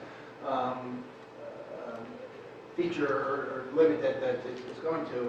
And also, the way the ordinance was written, it talks about the R4 zone and that looking at the setback triggers when the adjoining homes are, I believe it's, I can't quoted from saying it, but I think it said below 60 feet, which doesn't make a lot of sense because it's only a 30, 40-foot setback that's required. And so I think that ordinance does look to be looked at and what the intent is. It seems like that was written up, correctly years ago. So that you're, because I think the construction was done using that footnote as the guidance, so you're saying that No. it doesn't, no? It's the opposite, I think. It's a clarity, With a it's a regular- clarity yeah. issue. It is. It's not a question of whether the zoning is correct or incorrect. It's really a clarity issue. It could be more clear, but it's Yeah, not. It's written very poorly. It's written poorly, but it is, yeah. And as Mr. Rushke noted in his email, it's about the house was the lot developed. That lot was developed. It was subsequently then demolished, but that doesn't mean the lot wasn't already developed. So that was really the controlling factor there, and at least in my reading. I do think, though, that he has a greater point, a resident has the greater point, which is that nobody wants houses built in front of other houses, protruding too far in front, whether it be a brand new build or it be a porch, for that matter. I mean, if you have a porch with a portico, and it would be nice if we can keep things generally, especially when you're in the R4 zone and you're 15 feet and 15 feet, you're 30 feet away in houses. So it's very important to meet that setback line. It does seem to me to be a requirement for our site plans, right? So if you're applying for a variance or if you're applying to our planning board, you have to supply average setback. And I think we could address this residents' concerns through policy change that's not necessarily related to zoning, but that's something I think we should explore. But I guess my question, and I agree, it should be fixed, but the question is, and he's not looking to change what's already built. I mean, that house is done. But was it misinterpreted? Was that house not supposed to be out of line relative I don't think Ray to? misinterpreted that. I don't think I support what his interpretation was, the way it was written. It's just, I don't think any mistake was made. Okay. But it would be nice if those houses were in Oh, line. yeah, That I would agree. be nicer. I agree. And so I think with a policy change, we can afford for that. Yeah, I think it just, clarification on that. When you read it, you gotta read it 3 times before you shouldn't have to. Yeah, exactly. Okay. Go to, Hi, Jessica Romeo Pine Street, and this is my daughter Audrey. She might want to speak. Right? So I just wanted to say that I was delighted and happy to see the Drew Forest on tonight's agenda as a discussion item. Thank you for adding this to a packed schedule. It's an important discussion to have, continuing our township's age-old dedication to environmental issues and preservation. We've always served as stewards of our environment and natural resources, and I know that we will continue to do so. Last week on February 1st, as Celeste noted, CTEC unanimously passed the following resolution supporting the conservation of the Drew Forest. The Chatham Township Environmental Commission supports a conservation purchase of the 53-acre Drew Forest, which is notable for its steep dells, glacial ponds, and public walking trails. We recognize that preserving this rare, intact forest will support Drew University financially while providing numerous community benefits. The forest is an educational resource with its labeled trees and pollinator plants. It's a critical recharge area for the varied valley aquifer, and its restored ecosystem supports wildlife in neighboring parks, including Geralda Farms Preserve, Lewanika Brook Reservation, and the Great Swamp National Wildlife Refuge. You want it? Okay, here. I'd be very upset if they cut down the Drew Forest. In school, I'm learning about deforestation, and if they cut down the Drew Forest, they'll be killing animals' habitats, and they'll have nowhere, and they won't have homes. Also, people wouldn't be able to see all the nice plants that keep our drinking water clean. And when I went to the Drew Forest with my mom and my dog, I really enjoyed to walk with all the nice plants, and it was very peaceful. I would be really upset if they cut down the Drew Forest. Thank you. You did great. That we also wanted to present to the township, which I've been holding on to, this certificate from Monarch Watch. Last spring, the Chatham Township Environmental Commission, myself and a friend and master gardener, Marta McDowell, installed a Monarch Waste Station at Colony Recreation Center. And we applied to and were granted certification, which was really exciting. So it acts as a teaching tool for the community. The plan is to extend that Monarch Waste Station and hopefully put more into the community. I think it's a great asset, and it also shows our stewardship. Stacy, you had mentioned, but there's a Rolling Nose CAG meeting next week, Tuesday 15th at 6 p.m. on Zoom. I'd really encourage residents to attend and tune in. I'm so hopeful that after many years of discussion of the CAG meetings, of Rolling Nose going on, that we have a positive outcome for this site. I'm hopeful that at the end of this, we'll all be proud to flaunt this amazing property in our town, having trails we can all enjoy, bird watching, other peaceful recreation, instead of saying, oh, Rolling Knolls, don't go there. It's the Superfund site in Chatham Township. So hopefully people tune in and stay involved. Thanks. Thank you. Is there anybody else wants to speak?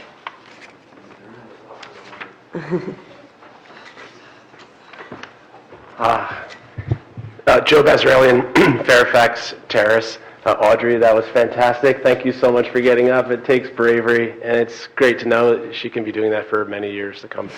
Thank you for everything that you're all doing. There's so much on your plates, and it's only February 7th or 8th. Mr. LeConte, thanks for taking delivery of these Trailblaze markers. BSA Troop 280 will be out at the Green Village Conservation Trail, adding some more of these so it's even clearer in places where they're just green ribbons. They'll be putting these trail signs, so it'll be even clearer to go there. Mr. Lellis, thanks for digging into the detail on some of these projects like PSC and G's, restoration of the lands. The fact that you've actually gotten into enough detail to encourage them to go forward with their seed replanting projects so that we get flowers that beekeepers and butterfly watchers and all of nature can enjoy is a really great thing. Thanks also for putting on during such a busy time, putting on the agenda this Drew Forest resolution. Thank you so much for considering it. I have you may not have seen it. I can leave it with Mr. LeConte. Feel free to look at it. The reason why I'm speaking on that is I've been a founding member of the Friends of the Drew Forest, and we've been meeting and working very hard since May to demonstrate the case of why this forest, which is outlined in yellow, is so closely connected with Chatham Township in ways that we probably don't even realize. Drew University does want to sell as much land as it can get permission to sell, and it wants to put the highest possible density development that it can on those lands. That is not to really blame Drew. They are a university. They serve the young people and the graduate students of New Jersey, and they are on a financial knife's edge. They do need the money, and they do need to monetize land. Our cause is to ask the public funding authorities, such as the County Trust Fund, State Green Acres Program, and Madison, to purchase the land at fair market value from them so that they have a bid other than high-density development. That way, the university can keep this extremely important forest, which has been restored. It's got deer fences around almost half of it. That way, all of us can have access to it forever and all of the benefits that the forest provides. So I know that, so the yellow is the outline of the Drew Forest. It's connected geographically with Lewanika Brook Reservation and Chatham Township open space and county open space. There's been many hours and thousands of hours restoring it to this. It's a native forest so that you can actually see plants and animals and pollinators the way they've been for hundreds or thousands of years here. So it's a really special place.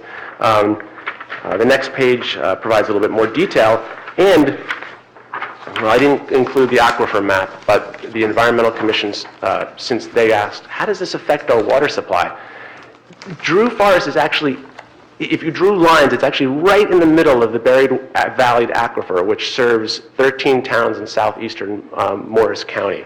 And so when you have rainfall fall into forest, it cleans it to such a high degree and so much more cheaply than engineered solutions do. So it's right in the middle of that aquifer. So thanks so much for considering that resolution in support of Madison's efforts with the county and state to preserve, to make a fair public, fair competitive offer for that forest if the opportunity arises. And thanks again for everything you're doing and staying late and handling all these different things. Thank you, Joe. I appreciate it.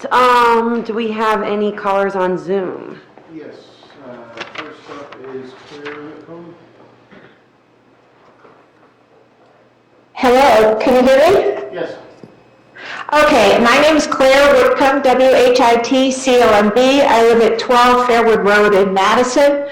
I'm chair of the Environmental Commission in Madison, and on with Joe and a bunch of other dedicated people, we started Friends of the Drew Forest. And I hope that you, like Jessica and Audrey, will take your dogs and your friends and your kids and take a walk in the forest.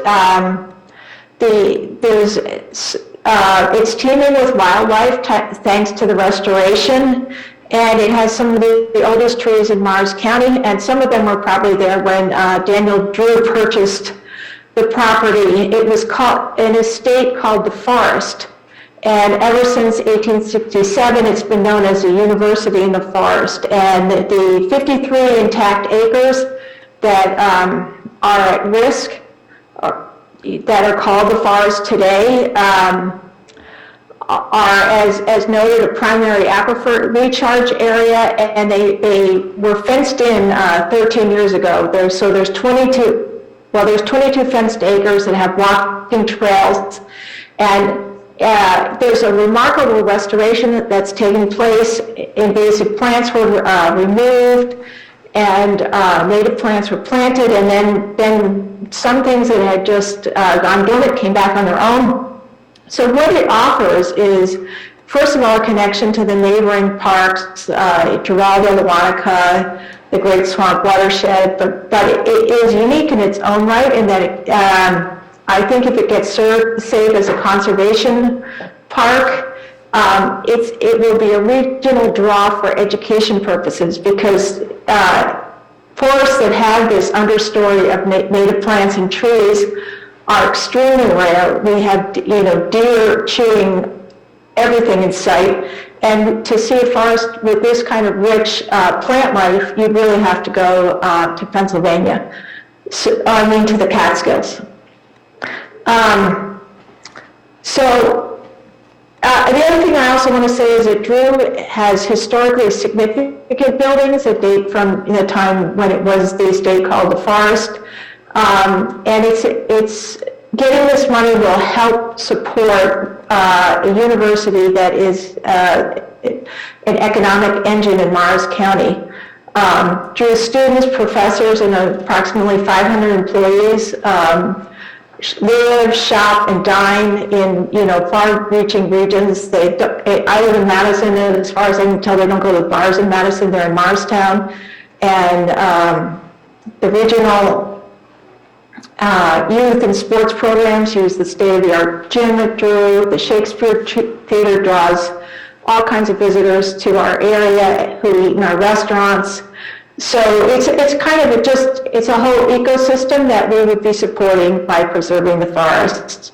So thank you for your time, and thank you for your efforts. Thank you so much. Thank you, Claire.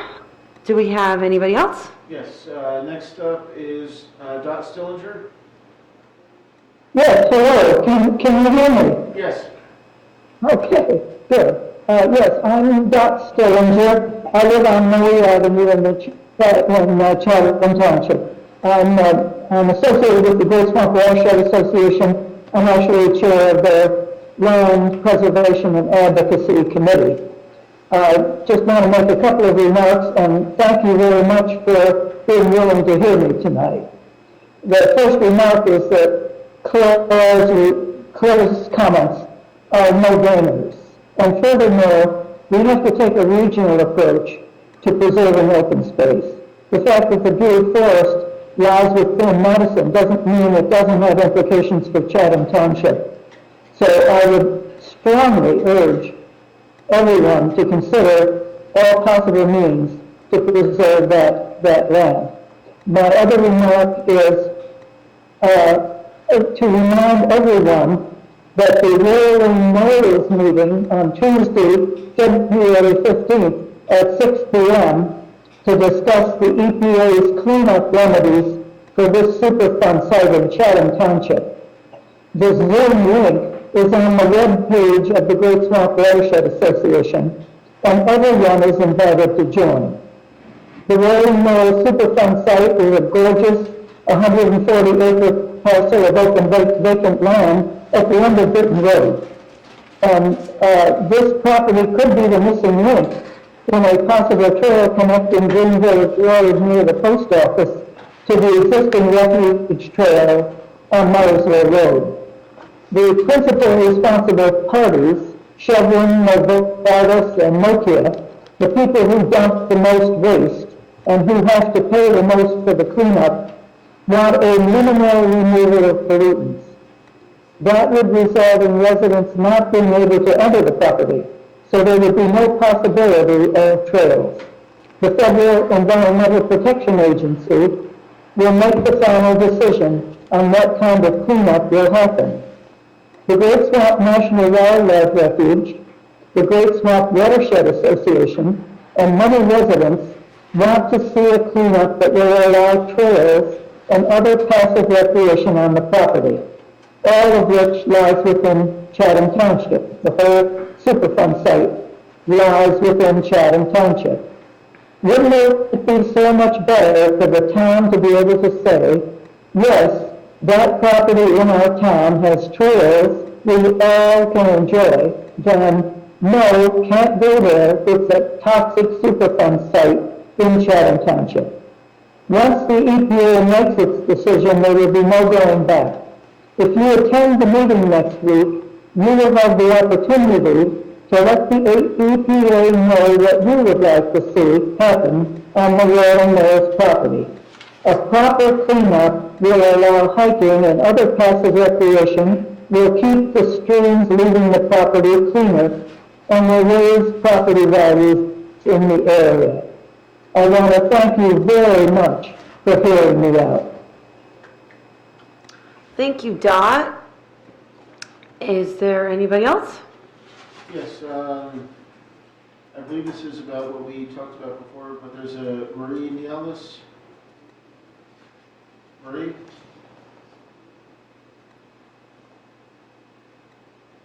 Marie?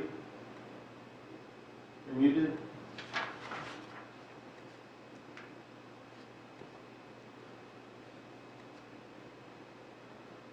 You have a hand raised, but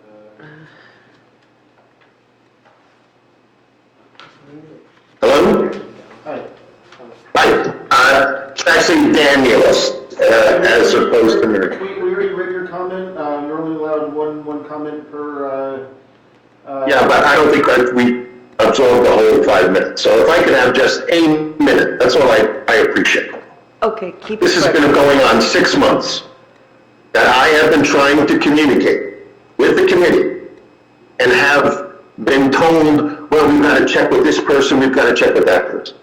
My issue is only, the house that was built is halfway forward in front of all of the other houses on this street. Now, my concern is that this could happen to my house. That somebody next to me could move their house forward. You're saying it's 25 feet. But I read footnote 9, to say if there are, and here's what it says, if there are 3 or more houses on that side of the street, that the new house does not have to be deeper than the old house. Now I understand there's this conflict of the 60 feet, 75 feet in zone 3. But we're talking about zone 4.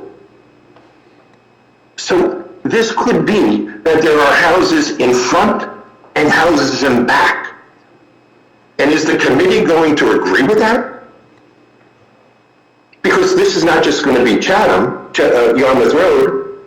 This could be your house, next to your house. Now, I strongly believe this was a mistake. You cannot find another house in Chatham where half the new house is in front of the other houses. Now, if you can find that, I'll eat my hat. This is a mistake. You are the elected officials. The administration is condoning it, and the employees are condoning that this is satisfactory. If you think this is satisfactory, then our future is in trouble in Chatham. That's all I have to say. Thank you. We've pretty much already discussed it. We don't think it's satisfactory. Yeah, Mr. Nellis, we don't think it's satisfactory, and we are working on a fix. There are homes like that, unfortunately, and if you drive Fairmont Avenue, especially on the way to Municipal Center, you will find homes like that. It's not a satisfactory condition, and there is a way to address it, in my view, that would be through a lot grading plan and looking at that with some additional policies so that our zoning doesn't need to change. But I think we also recognize that that footnote is confusing, although not inaccurate, and we could do better there too. So I think there's broad consensus here to address that issue. And if you give us some time, I think this newly formed body will address that. If I may. Yes. Everything that's been said is accurate, but I do want to stress that the review that was done by the construction official, even though the wording is old or arcane and vague, his decision was the right decision. There was he may not have agreed with it or anybody else, but that was based on the way the zoning statutes were written. It was the only decision he could make. Makes sense. I just want to make that point, that there was no, there was no malicious intent, there was no mistake, no intentional, nothing intentional was done to harm the neighborhood. That's the way the zoning was written. Right. Yeah, I just want to note that I did reach out to Steve Warner, the planning board attorney, and just get his input on that also. And he concurred also. And just the fact that I had to reach out to our attorney to get interpretation, because it could be cleaned up. Yeah. Language would be. So that we can add that to a future meeting to clean that up. Is there any other callers on Zoom? Yes. Next is Jen McNally. Hi, can you hear me? Yes. Great, thanks. Hi, Jen McNally, Millie Avenue. It was two quick questions, now it's three questions after the rolling mills was mentioned. But first of all, it's exciting to see so much support for the Drew Forest. It really is a local treasure, a county treasure. So hopefully we'll have everyone's support on that. And I guess I'll ask my questions and they can get responded to. With the rolling mill, I know going back over time, we had a letter to the EPA that we needed to change something, or what our status was, our statement about what we supported to be built there or not, and I'm not sure if we ever ended up changing. We had a variety of options to pick, and I think it was brought up at meetings probably 2 or 3 years ago, if we were going to change the version of that letter, what we deemed would have been acceptable for the site. So that was my question. That's probably more so for maybe Bob Hoffman. It was like right on when he started. So that's one of the questions, is that the letter that we've said that we had in front of the EPA. And I guess my question or statement goes back to the roads. It's exciting to see the roads. Thank you for all that work on the PowerPoint. Some of those roads going back to be paved go back over 3 years. And apparently the last time those streets came up to be paved, we ran out of money.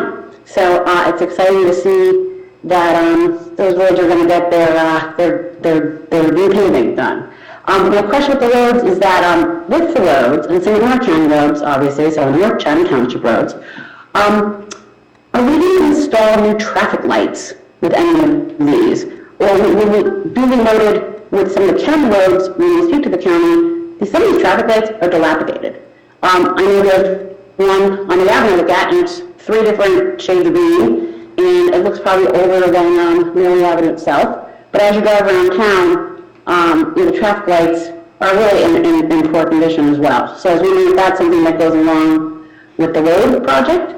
So that was one of my questions, and I think it's great that our new county commissioner chair, Tatham Sellen, lives in Chatham Township. So hopefully he can help us get some of these county roads sped along on their paving. So that's nice to have him here, because he definitely drives down some of these roads probably every day.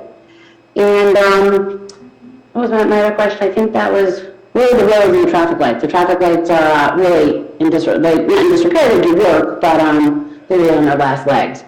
But it was exciting to see that that's going to be paved. And one of my questions was that EPA letter, if we ever changed it around. I can't remember the details of it, but Bob will probably know. Is that it?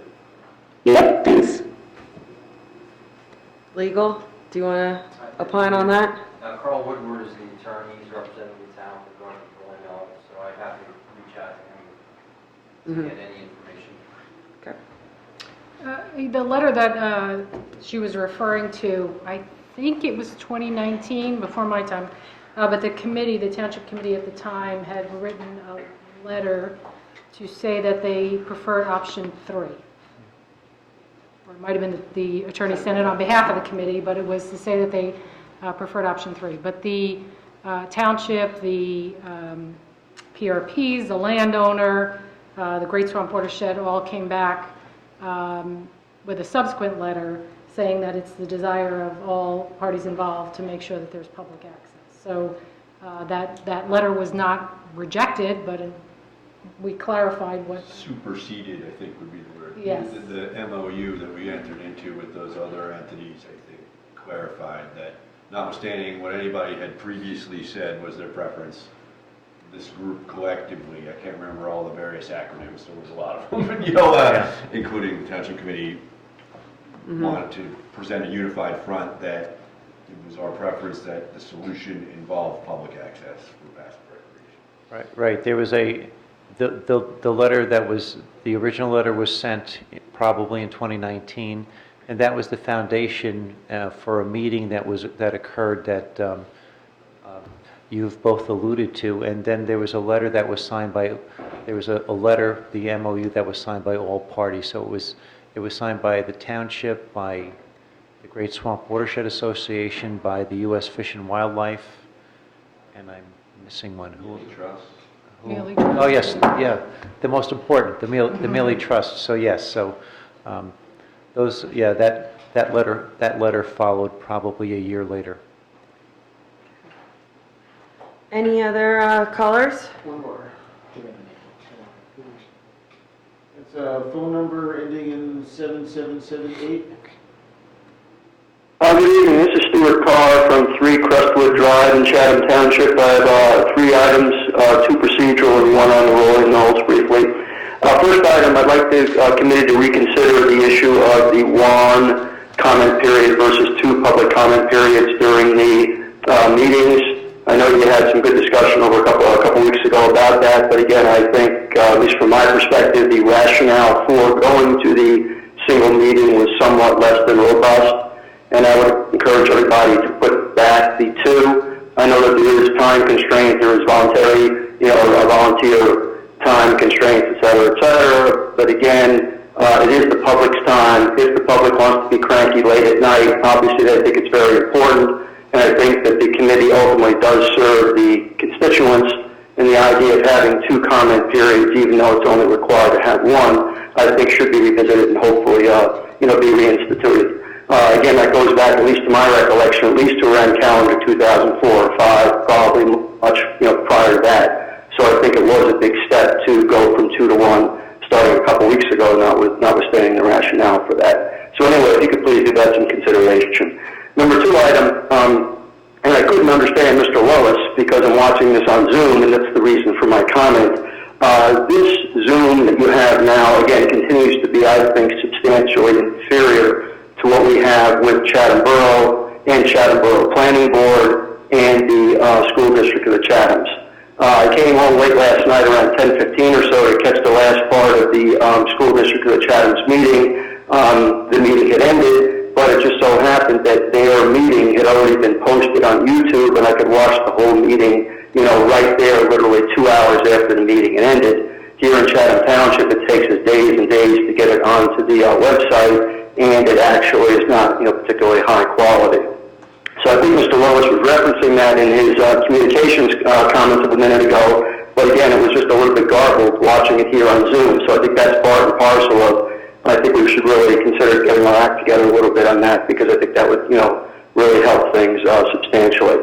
And then the other piece with that, and I did have another email back and forth with Mr. LeConte earlier today, which reminded me, Chatham Township Planning Board, first audio and now visuals, should be on the website, readily accessible to all of the constituents. The idea of a person having to go in to get a jump drive and have the township clerk have to take the time to give a township person the jump drive is, really silly. Again, Chatham Borough Planning Board, again, everything's on the website. There's no reason why that shouldn't be on Chatham Township website also. Again, I believe I asked that a couple of times in emails. I'll forward that email to the committee again tomorrow just for recollection. But procedurally, if we could take some time and get that together, that would be sincerely appreciated. Finally, on the rolling knolls thing, again, I do also encourage the other comments continuing to support the idea of having walking trails or accessibility as opposed to a fence around that property going forward. There obviously will be substantially more cost to that, or probably more cost to that. So whatever we can do to encourage that, that would be appreciated. And the final thing that got people's noses out of joint a little bit, I guess at least me, concerned, on that letter of December 11, 2019, which I do have here. Number one, that was not accessible to Chatham Township residents. The only way that people even found out about that, at least to my knowledge, was through the EPA, who had that on their website. So I don't think anybody would have even seen that for a number of months until we accidentally stumbled onto it several months later. But in any case, the comment that was being referenced back and forth was very clear. The township firmly supports Alternative 3, which is basically a 25-acre cleanup out of the 140-acre area. Alternative 3, as prescribed in the draft feasibility study, as the best way to address the risk that the site presents while minimizing the impact of the remedy on the community. Again, it's nice that we did get everything together and everybody is on the same page, but I think formally if we could rescind this letter and make sure it is in fact been superseded, so somehow that doesn't come back to implicitly bite us. Because saying that we firmly approve or firmly prefer Alternative 3 versus something else, I think, again, could be some concern. So thank you for your attention on this, and if you could please address that issue one more time and just clarify, Attorney King, that supersede issue is in fact there, and then if you could again comment at some point on the audio-visual type of situation, getting that a little bit improved over time. Thanks very much for your time. Take care. Thank you. Regarding the rolling knolls, I don't feel comfortable commenting without having our attorney that represents us in that matter present, or at least ability to advise. Nor would you want Thank you. So, moving on to the upgrade of equipment, I can tell you that we did receive our new cameras, and we're waiting on the rest, but I think Mark can fill you in there. I am so excited that somebody is listening to me and following exactly what I'm saying, even if it's garbled. So yeah, we're going to have to limp along with this a little bit longer. This system we've sort of pieced together here, and we are going to have first new cameras, and so we'll have an upgrade of the look, and then we're going to have new audio to follow that. So I would imagine it would be a good potential for the 22nd, but it may push to March, but it should be the 22nd.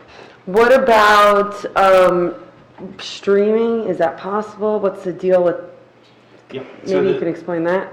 Yep. So the streaming process right now involves encoding onto a DVD player, a DVD recorder, and then that needs to be muxed again into some MPEG format, and that is the holdup there. And it takes just as long to watch it as it does to mux it to encode it so that it can be watched online. So, the minimum time on that would be a day or two turnaround, and, we have a part-time person who helps us, Alex, and she's wonderful, and we do appreciate the videos that she does upload, but we will have a real-time system, so it will be what you have seen as you referenced, Mr. Carr. So we will be able to upload to YouTube simultaneously? Is that what Yeah, yes, and it should be live on YouTube, and then we hope to be live at the,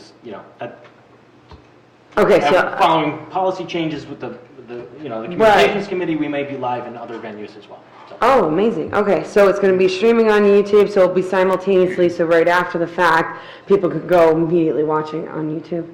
Well, yes. You'd be Sorry, I'm putting you on the spot. Yes, no, you're exactly right. Okay, I just wanted to make and sure. then it'll be instantly available there. That is the plan. Whether that will be available on the 22nd is hard to say, but I can tell you that there will be some improvements, and that we have received the equipment, I believe, today.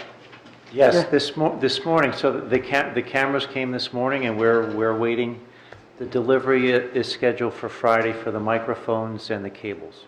That's very exciting. Okay, and also I just say the way that this happened was that the money was advanced on a grant that we received from Comcast, and Mr. King helped us put that together so that we could sort of get ahead of things.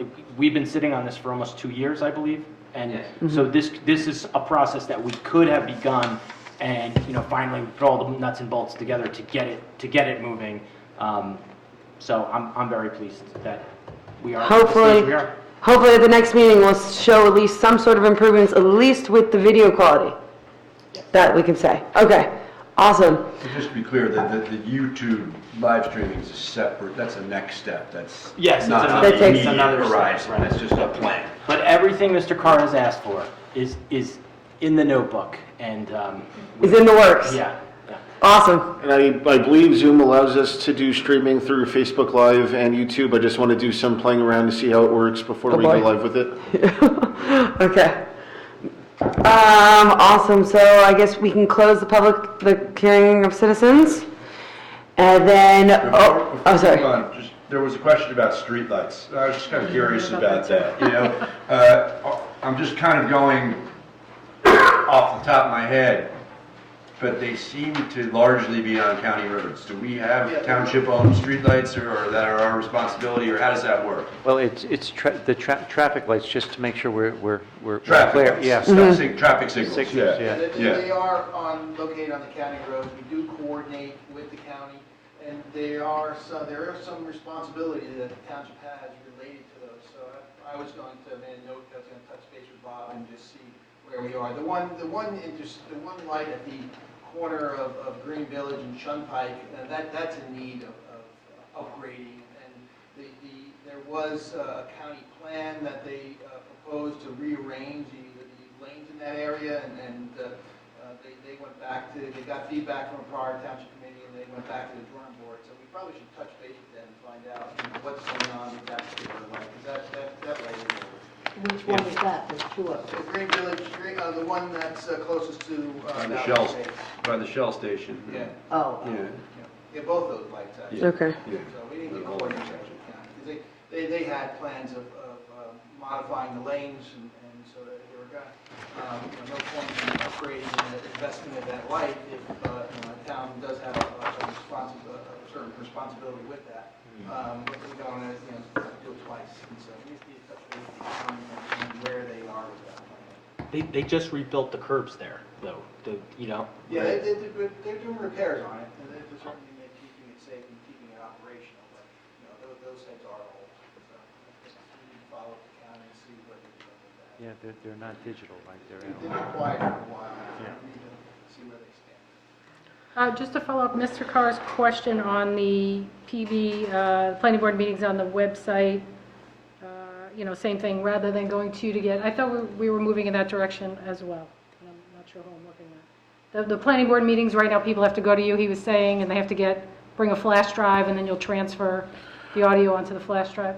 I mean, we can look into that. I honestly don't know if our web hosting has enough space on it because those files are several gigabytes, and I don't know how much space allotment we have on our website. And usually, transferring that onto a flash drive takes a good 20 minutes, half an hour, and I'll have to see how long it takes me to get that onto the website. If it'll probably take about as long, which is, time better spent doing other work. So a planning board feed takes longer than one of these township meetings to post? I guess I'm a little... No, I mean, it's one of those things where, if we want to do it, we can get it up. It's just, I don't know how much, because the township committee videos are hosted on YouTube. I don't know what our allotment is there, but, if we're putting it directly on our township website, that's different. I can talk to Alex to see if we can get it on our YouTube channel.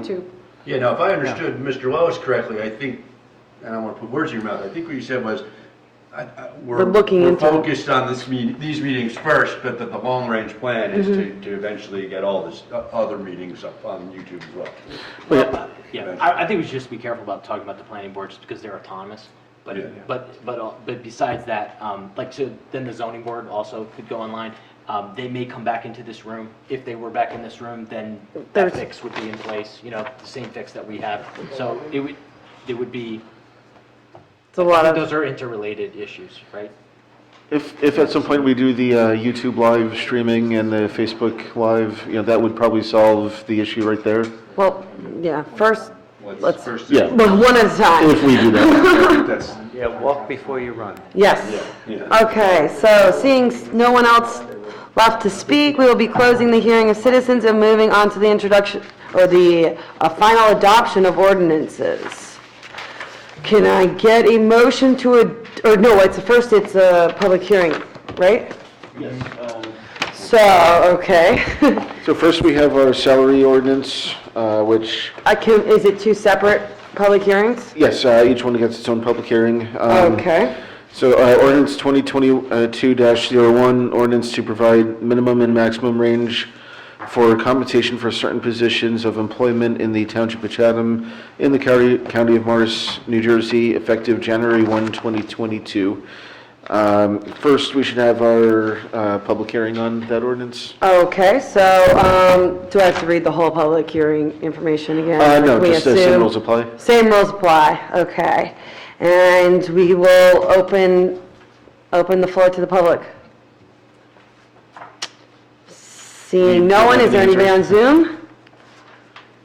No hands raised. All right, so can we close the hearing of public hearing for salary ordinance 2022-01? And can we get a motion to adopt? So moved. Second. And any discussion? And a roll call. Mrs. Ewald? Yes. Mrs. Fundaco? Yeah. Mr. Lois? Yes. Deputy Mayor Hamilton? Yes. And Mayor Felice? Yes. Motion passes. Thank you. And can we get I guess we're opening the hearing of citizens up for the final adoption of ordinance 2022-02 colony pool fees. Is there anybody who would like to speak on this topic? Okay, seeing no one, we will close the public hearing of citizens. Can I get a motion to adopt? So moved. Second? And any discussion? Yes. Okay. So the question I had, there was a discussion at our last meeting that, and it was mentioned that a resolution will be presented to, regarding the specifics. So this provides a range of fees to charge for membership at Colony Pool. And the mention was that there would be a resolution. As an auditor, that's not good enough for me. So the actual ordinance does not say that a resolution is required. It says the township administrator in consult with the colony recreation liaison may authorize special promotions, blah, blah, blah. Oh, no, I'm sorry, I'm reading the wrong one. The township administrator in consultation with the colony rec center liaison will set the annual fees. So that's what the ordinance says. So my question, because everybody's relying on this concept of a resolution to set the annual fees, is there something in the statute that says this has to be done by resolution, that the ordinance will? So could a future committee decide they're going to bypass the resolution process? This committee? A future committee? No, the administrator can't set a fee without the approval of the governing body. The governing body spends all the money. I understand that, but the ordinance, and this is on the fee side, this is not on the expense side. And the ordinance does not say that a resolution is required annually to set the fee. So my question is there something else in the statute that would require that? Yes. Okay. He cannot, the administrator can't encumber funds or come up with, collect monies without the approval of the governing body. Okay. That's just the law. A non-delegation, we can't delegate. Every time you spend money, it has to be by a governing body. Or raise money. Yes. Because this isn't about spending money. Yeah, both revenues and expense. Okay. Great, thank you. Any other discussion? Can I move to vote? Or yeah. Mrs. Ewald? Yes. Mrs. Fondaco? Yes.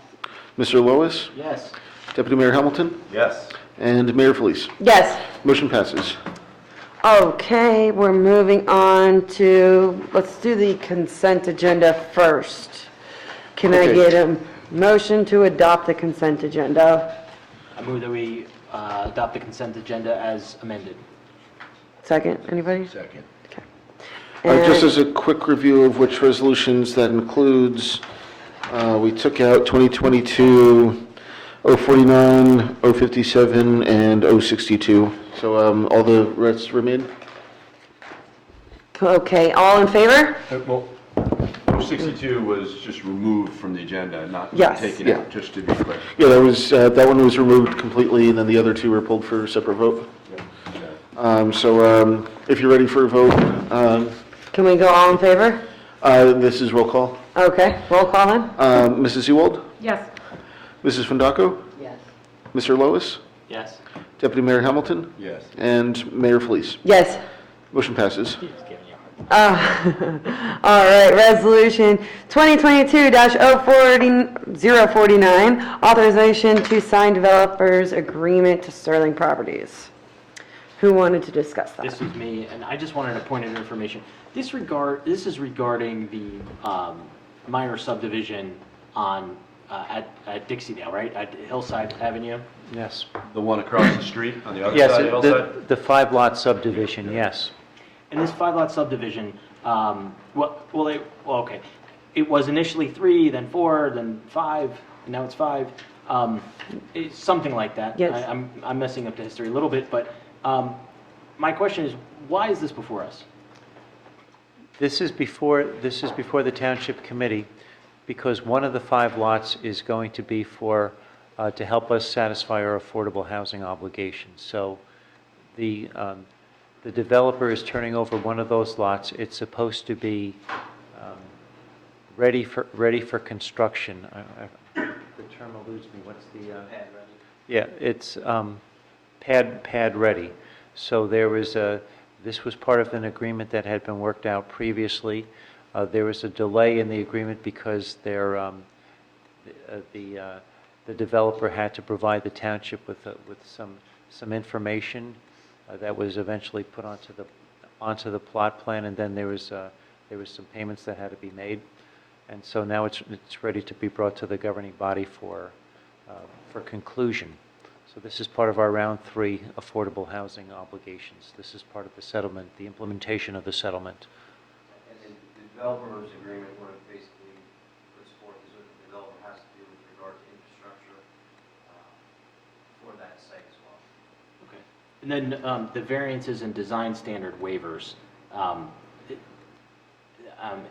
we approving those? Or is that information's included in this resolution? That was already done by the Planning board. The engineer. The developer's agreement is just referencing the approval that was given by the planning board. Yeah, it's past tense. It says, whereas it was granted final major site plan approval with variances and design standard waivers. So that already happened. Okay. Those are all my questions. Thank you. Okay. Motion to adopt? So moved. Second. Can I get a roll call? Yes. Mrs. Ewald? Yes. Mrs. Fondaco? Yes. Mr. Lois? Yes. Deputy Mayor Hamilton? Yes. And Mayor Felice? Yes. Motion passes. Now, resolution 2022-59, 57, authorization to sign stormwater easement and rights to drainage agreement. Yeah, We so I wanted to pulled this discuss out. it. Okay, Yeah. what did you, I just wanted John to explain, what exactly do they have to do, construction-wise? Like, how invasive is this? Well, this is in fact an easement that is granted to the township. It's a right to discharge. So the stormwater collection system on Hillside that's going to be installed as part of the subdivision ultimately discharges into the private property of the, the Toll Brothers property, and so, Dixie Dale. So this gives the town the right to discharge into their stormwater system. And so that if the private property, the association ever came to us in the future, say, hey, you're dumping water on us, we'll say, no, we have a right to do this. Okay, because I thought I had seen diagrams that you sent where it looked like that they had to have some extensions. So you're saying whatever the construction is was already approved? The proposed construction was part of the planning board application. Okay. And this was, the applicant who basically owned both properties at one point. Yes. Designed their drainage system to accept this because they were looking at developing both sides of the property. So this just gives the town the right to discharge to this private property. Okay, great, thank you. I just have one comment about this, just that what's going on Dixie Dale is truly amazing to me because we had Ida come through, which is a huge rain event, and at that time there was massive clearing at Dixie Dale, and we had no muddy runoff that I'm aware of the River Road, of that street down there. There were problems, because I remember, and I cannot remember the specific, but there were definitely problems. There Because were. I brought it up at a planning board meeting, yeah. There were issues. There were issues. I mean, it could have been a lot worse, I think. But Yeah, I've just been marveled that even in its current condition, that it's, fairly has good integrity. Just the stormwater situation there seems to be. The site generally discharged to 3 detention basins, and the basins are designed as sedimentation basins during construction. So they do function as a means of attaining it. But in the beginning of construction, before those basins were actually online, they started construction. We did limit the amount of disturbance that they were permitted until the basins were constructed. So there was a time where we did have some issues, and I have to say that Toll Brothers has been very responsive. If we go out there and tell them to fix a silt fence, they jump on it, and they have in fact, our ordinance. And then when we go through, sometimes during construction, you have to do temporary diversion berms and such, and they were right on top of that. So they have been responsive in trying to control stormwater the best they can. I just remember door knocking down in the condos, especially after that event, and no one mentioned it to me. And you'd think there's a lot of people that live down there, and if they could complain about that specific issue, they would have. So it's just, anyway, that's just an observation. Well, and Toll Brothers did say once, because at the time, the wall was not completely constructed. And that was what the issue that was in front of the planning board was some modifications they wanted to make. So, and they said that they were confident that once that wall, that the rest of the construction was completed, that they would be in better shape to handle those storms. all right, anything else? I just had one super minor thing, which is, can't help myself maybe, but in 1, 2, 3, 4, in a couple places in this, they refer to something called the Sterling Development, capital S, capital D, which presumably is like a defined term, but does that need to be defined somewhere, just to be clear? Like where it says, whereas to facilitate the discharge of stormwater from the Sterling Development, but I think we all know what the Sterling Development is. Well, but is it defined somewhere? Because they're going to own 4 of the 5 lots. Well, this is the. I think that's referring to the big development across the road. And I defer to our attorney, but I think the third whereas does tightly define the Toll Brothers and successors in interest. And the development itself was approved as a Sterling Sun at Chatham. So that may cover. The easement is from a third entity. It's NJ1 LLC. Yeah, that's Toll New Jersey One LLC. That's the current owner. Okay, and that's obviously the whole name. I'm glad Anthony said there's no confusion there. Okay. Okay, can I get a motion to adopt? So moved. I second. And can I get a roll call? Mrs. Ewell? Yes. Mrs. Fandako? Yes. Mr. Lois? Yes. Deputy Mayor Hamilton? Yes. Mayor Felice? Yes. Motion passes. All right, discussion on the Drew Forest. Who wants to start? I support a resolution to encourage conservation and preservation of the Drew Forest.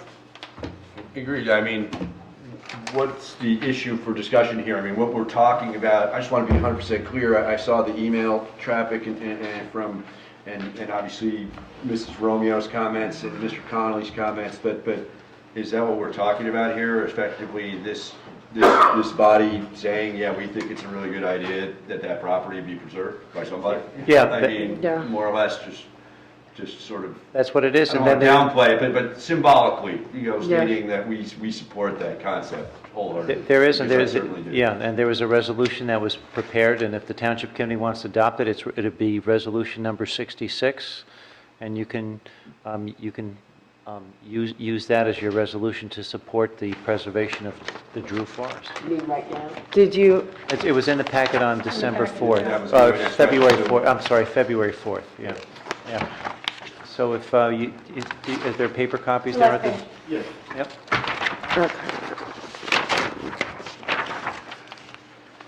So it was put there for discussion purposes, just because the,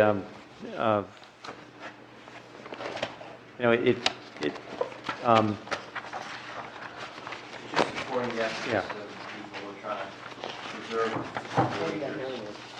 got it. And, it doesn't promise any monies to it. Okay. It's a supporting of the idea. Yep. I support this idea. Has everybody been there? It's very nice. No?